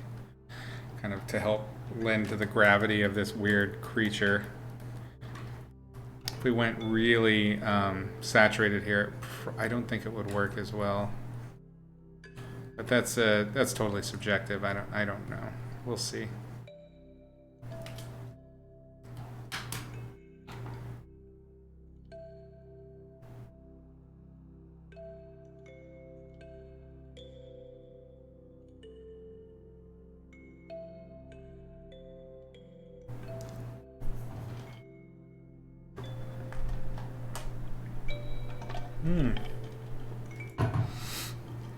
We've been at it a while. I think let's put in another quick 10 minutes or so. Take the pulse, see how we're doing.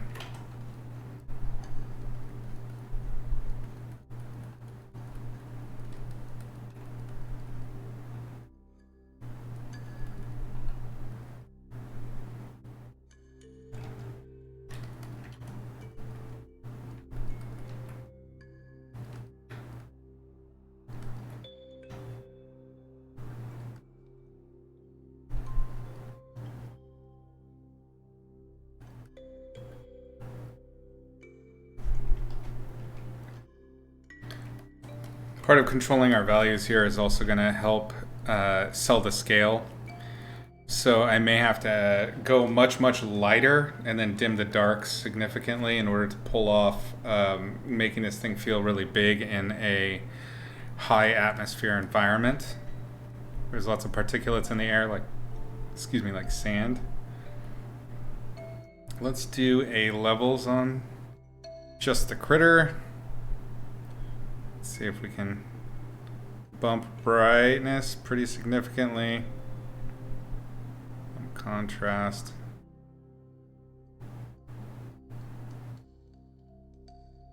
Let's keep punching it, just see how far we can take it. Okay, that seems a little bit high. Let's go the distance. And what we'll do, is we will paint it in instead, which is a fun technique. So I will invert the mask. Look at that big jump. And we will paint white into it. Let's do D to go back to black and white colors. And now we are painting in the mask of the levels layer. It's a fun, sneaky way to do stuff without losing any value information. It's an impermanent change. So I think we want kind of like a clear indication that our light source is hitting here hardest. This is the most perpendicular spot.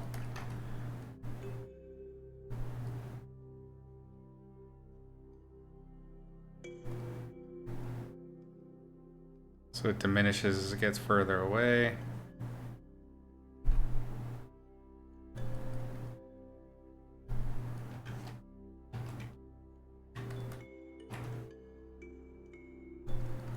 This could easily be some kind of a monster manual type critter.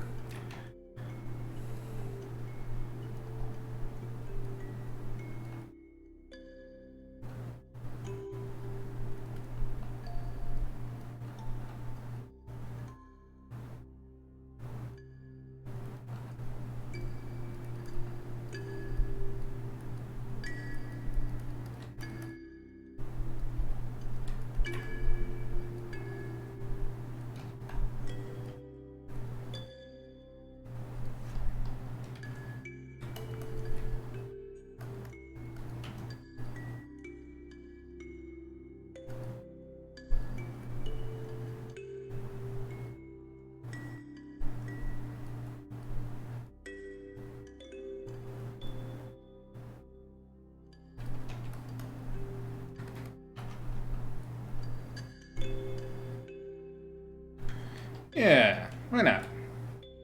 That's some goofy shit.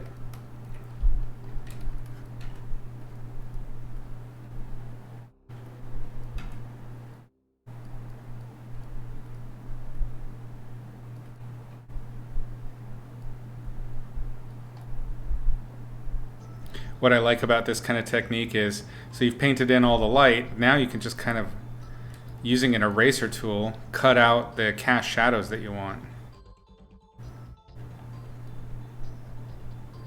It's a pretty great technique, I think.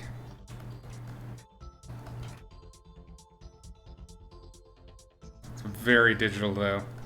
So the way to get past it so that it doesn't feel so digital is later on, you're going to add another layer on top of everything, and that new layer is going to be opaques.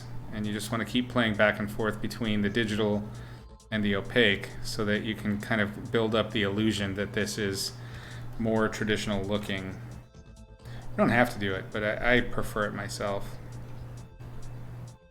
I don't think that anybody would confuse. Well, actually, that's not true. I do get questions all the time if I can sell the original of a Magic card. So maybe people are buying my long con bullshit.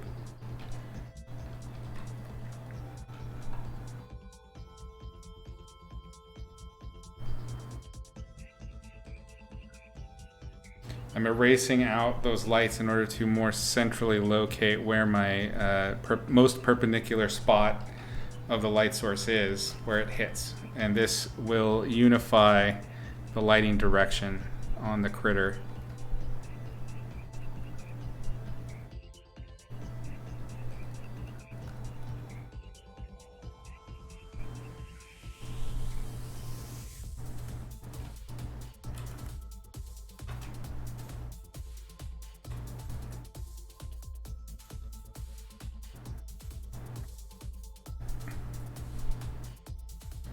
We want to get his little feet, little footsies, his little slug footsies.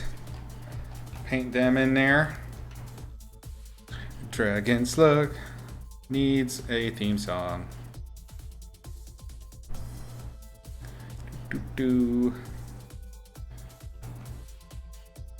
We can, yeah. This is going to just be the one light source, the primary light source. So we don't need to think about it just yet, but I think a nice fill light would be good for the far side of our critter. Let's make a new layer. We can kind of work on that now. Let's do a screen. Screen might be too strong because there's a lot of brightness already, but let's up the saturation significantly and see if that helps out. It's tough to do a fill light or any light source really where the light is the same color as the object being lit. It kind of has this weird effect that happens. It makes your eyes vibrate and it doesn't look all that lit. One of the ways that we can bypass this is to make a very strong, clear sort of core shadow break.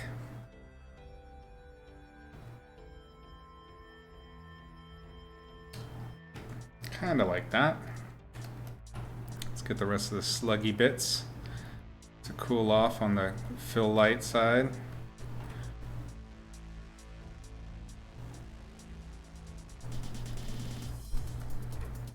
Yeah, see, because my fill light is the same color as that blue area there, I'm gonna have to rectify for that to make sure that it doesn't look like it is just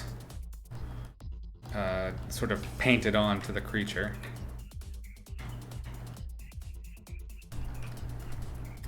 So one of the ways that we can kind of narrow this stuff down is to really dig in with our light source. Getting a little pressure from my hat there. Ow. There, that's better. Ha! Give me a little headaches.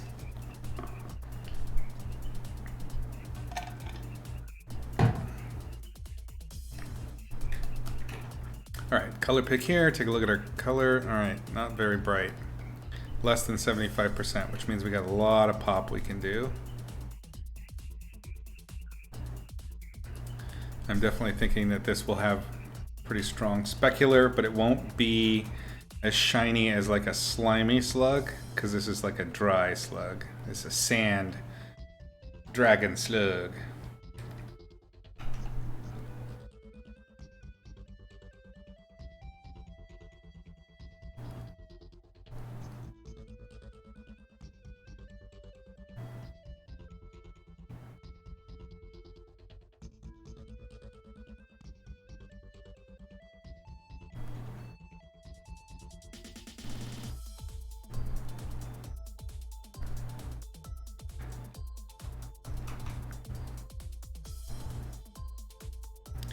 Probably punch it even further in terms of value, but we'll save that for our accent values instead.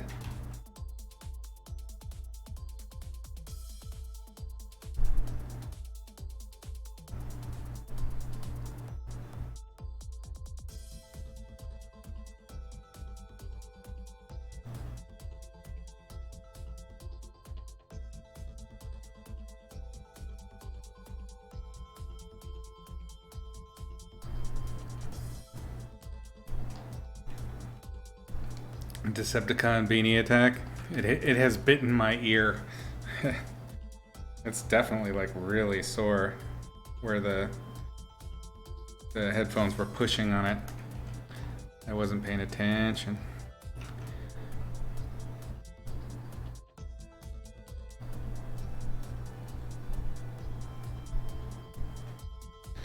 This beanie that I've got here, my toque, is, I think it's at least 20 years old. I've had it a long, long time.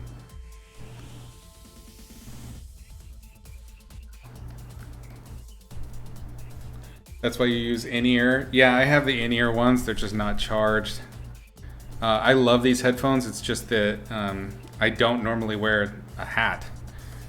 But it's starting to get cold up here, so I found myself putting it on today, and I just haven't taken it off yet. Kiwi, welcome. You found out about me through Peter. Oh, that's awesome. Love that guy. Cheers. I'm glad you like the work. Yeah, Pete and I go way back. Actually, I've known Peter longer than I've had this hat. My 20-year-old hat.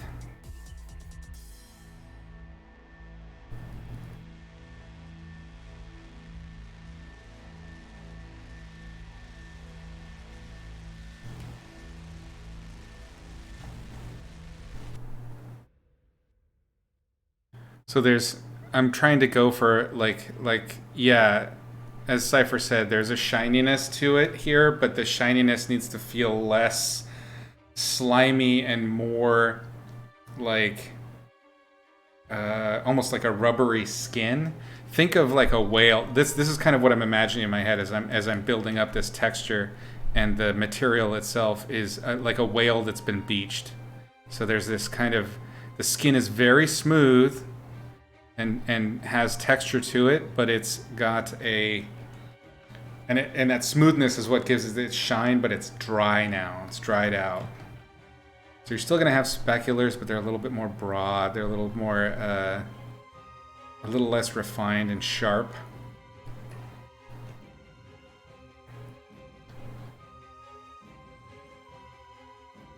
Oops. Uh-oh. Let's see if you guys crashed.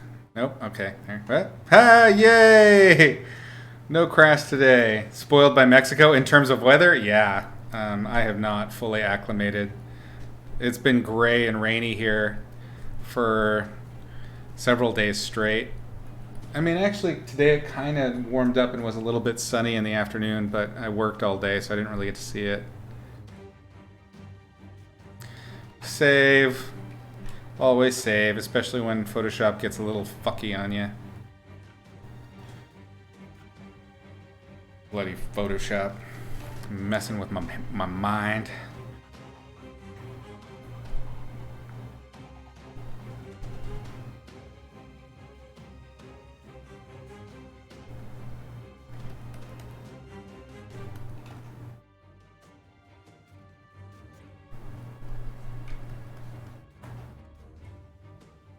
Kiwi, did you pick up Peter's books? The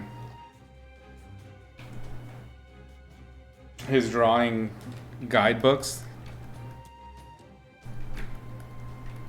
They're so beautiful. The new one's amazing. I think he did it with the Super Annie team. Yeah, the Dynamic Bible. It's so good.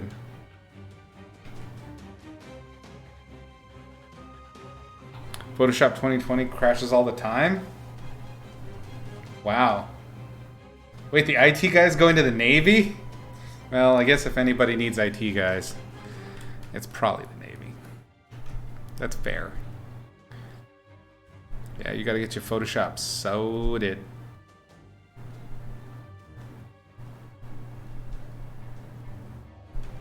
There's all sorts of things that you can do, because Photoshop is such a weird beast in how it uses your computing power. One of the best things you can do is start messing. Oh yeah, I'm definitely getting some kind of hiccups going on right now. Is in the preferences and performance. How you manage your memory usage, the graphics card, and your scratch disks are going to be these three boxes. This one here, and this one here are they're kind of like the bread and butter, like heavy draw sources for Photoshop. But weirdly, I did learn at some point, like, you'd never want to set your RAM to 100% because it actually makes it slower. I don't understand that, but whatever. I just press the buttons to make the thing go.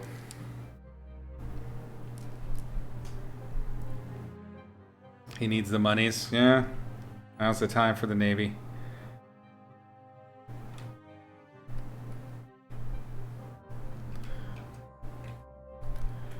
Yeah, I would not know on that front. I do not use any others. I just use my Photoshop CS6.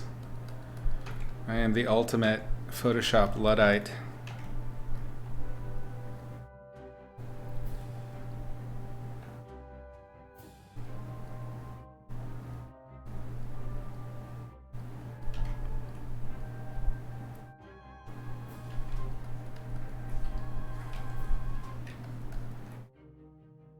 I want to imply this this cheekbone coming out and being a little bit more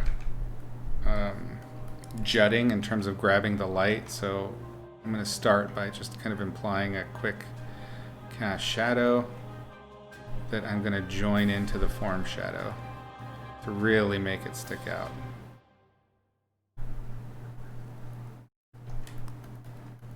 And this is all on the lower jaw part. I've done my thing where I make too many shapes the same size.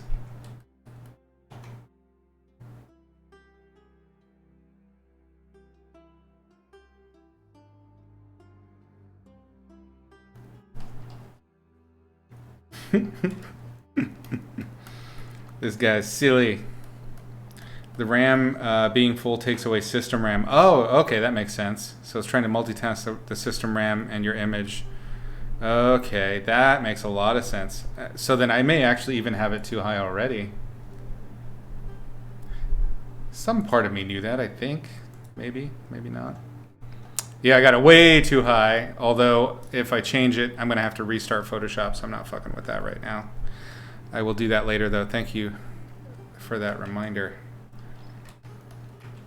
It's been a while since I built a computer, so it's kind of... it's funny. Ow!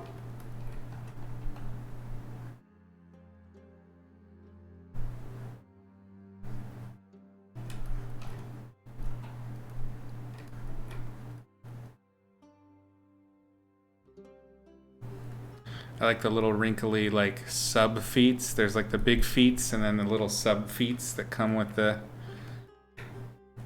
slug. Just these little implications of wrinkles and weight distribution.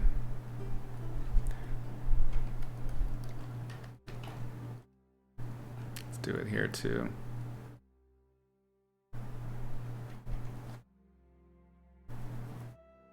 UIT for the IT guys. Oh yeah. Everybody's Mac at work, huh? That's so crazy to me.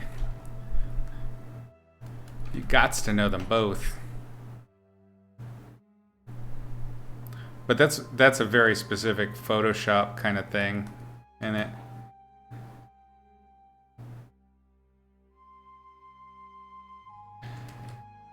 All right. I think we're at a pretty good stopping point, and then we can pick this up tomorrow and finish it up and see where it takes us. Maybe I can find a little bit of reference so that we're not kind of just spinning our wheels in terms of materials and design features. So it's an interesting start. And then maybe after I finish this one, I can do my wheelchair monster. I'm definitely smitten with the concept. Let's do a quick kind of... I like to give myself little notes about what I'm going to be doing. So I'm jumping ahead, even though none of this part back here on the tail has been rendered yet. Kind of throwing in light hints and things like that helps me remember what I was thinking about doing. And it's a technique, it's sort of a tool, rather, that I use a lot when I'm working on larger projects, like illustrations, things like that. And I know that I need to take a break for whatever reason. I like to try and grab. If there's an idea I have, I note it quick. Get it down. Kova, cool it. My dog is playing the boofing game. It's not that kind of boofing. It's her boof, where she goes, oof, oof, oof. If you can hear it, it's like every second on the second. Oof, oof. And I like to play the game with her. I won't do it now because she gets really loud. But I'll just slowly get louder and louder in between each boof noise she makes. And it just makes her mad because she wants to have the last word. Kova always has to have the last word. It's very fun. It's possibly problematic how much I enjoy annoying my dog. The poor dog. She's got such a hard life. Oof. She's not taking the bait today. She knows better.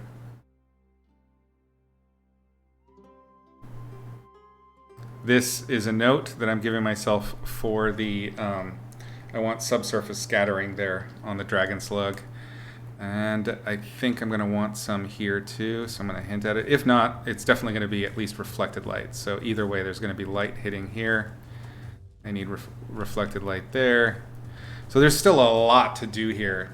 I've got kind of the beginning of the critter, but there's a lot to be done. We can also, because everything is still separate, we can probably change the size of this thing. We can mess with it and see if we can get maybe a longer tail.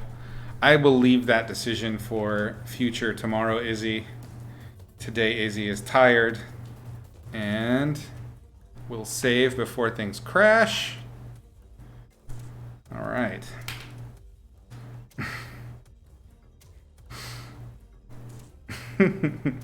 Yeah, I don't know what I mean. So Kova's kind of getting on in age for an English Bull Terrier, and like I have so many great Kova stories, but I imagine like posthumous stories that make fun of the dog are probably cruel. I don't know. But she's got so many funny stories. It's so great to make fun of my dog. I'm the worst person. It's okay. You can hate me. Unsub. Making fun of dogs. All right, gang. Thanks for hanging out. Hopefully you had some fun, learned some stuff, had some good jokey jokes. There was some filth in here today.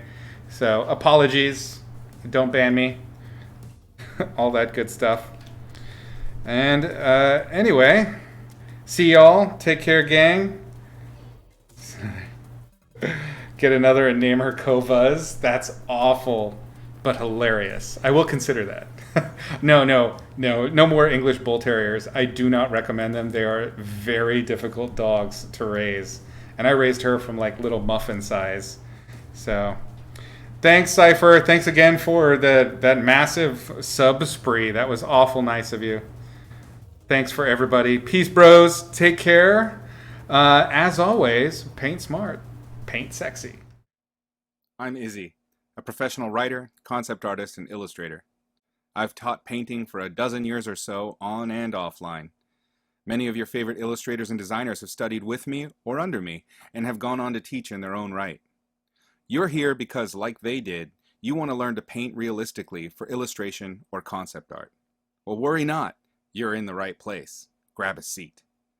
I want you to join me as I explain all the aspects of image making in extremely digestible and clear monthly lessons. Not through the lens of silly how to paint hair or eye demos.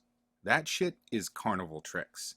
And you're not really learning anything except an exact way to render one thing in one manner. This is painting mysticism at its worst. Watching these kinds of exploitative lessons won't help you level up with your understanding. Sure, now you can paint sparkly hair, but what if you want to paint a dragon, or figure out how to render a sea of fire, or depict a one-eyed transgender space marine dying in the vacuum of space? Painting and image making are tools of communication, and can be learned by anyone willing to put in some time. Like grammar is for language, light, color, and form literally follow a formula. Painting well is not a matter of chicken bones, zombie crackers, and the ever-dismissive concept of talent. Learning with my series, Izzy's Logic of Light and Color, will give you the tools and understanding so you can analyze light and form in reality and bring it to life in your work. Using this simple system I have distilled will help you harness your art to share your ideas as you've always intended. When we are children, we all draw in symbols. Symbols for our house, our hands, the sun, the grass, our pet lobster. As we grow into artists, we must learn to throw away symbols and begin to draw and paint what it is we actually see. And as we grow further, we learn to paint beyond what we see and what is actually there. Until finally we move beyond this and learn to trim away what is actually there so we voice only what we want. With me, you're going to have to buckle in and maybe take some pain meds, because I'm going to rip out your normal person's eyes and replace them with a painter's eyes. I'm going to restructure how you see and how you understand what you're seeing. I'm going to turn you into a painting machine. Truly, anyone can learn to paint realistically if they can both determine what they're seeing or imagining with basic and straightforward rules. Once you understand the mechanics of light, color, and form in reality, you will have the capacity to paint anything you can see or imagine realistically. After that, the real fun begins. Here are some of the ways you can join me and master the logic of light and color. The very first lesson of my series is totally free on my YouTube channel. In that lesson, I give you the 3 primary rules of light that are the very foundation of painting and understanding light itself. If you do nothing else to make your painting mastery easier, at least watch this amazing little lesson. It will do more for your basic understanding of light than just about any tutorial you can find. When you're ready to get deeper and you feel like you have those first rules figured out, allow me to utterly blow your mind with the next episodes available on Gumroad and ArtStation. As we go deeper into the rules underlying the logic of light and color, I carefully and simply explain important and interesting elements. From beginner to pro, there is an amazing amount of information available. Each concept has been distilled into the clearest explanation you're likely to find anywhere. Like episode 2, where we cover the atmospheric effect and how that relates to light, scale, and distance of objects in reality, and how to render it.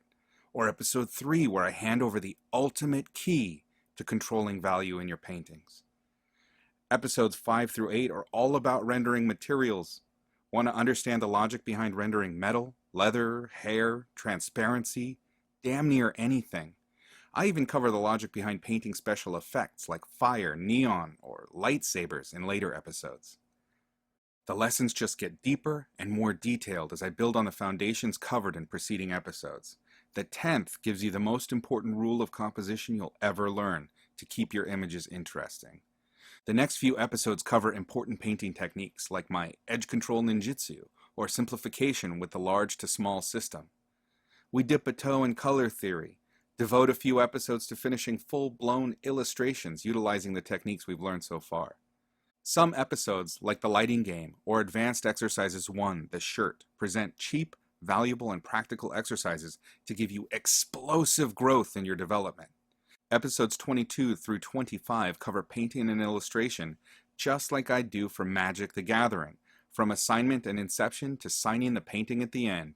Each one is full of tips, knowledge, everything to make working as an illustrator easier.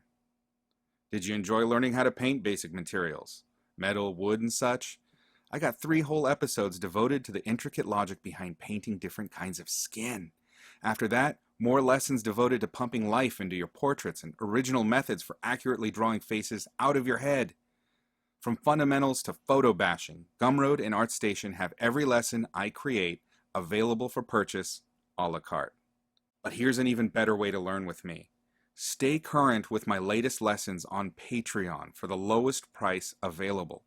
Monthly support gets my student that month's lesson, a critique or paint over of their finished work, a discount code for 25% off the entire Gumroad archive, and access to the Logic of Light and Color Discord community, where we plan future lessons, share knowledge, and learn together as a team. The absolute best method is to join my Patreon classroom at the Student Plus tier, where you'll get everything I just mentioned and a free episode from the archive every month to accelerate your mastery at your own pace. You've decided to take control of your painting and master Izzy's Logic of Light and Color. Now it's up to you to choose the path that's best for you. I'll see you on the flip side. Paint smart, paint sexy.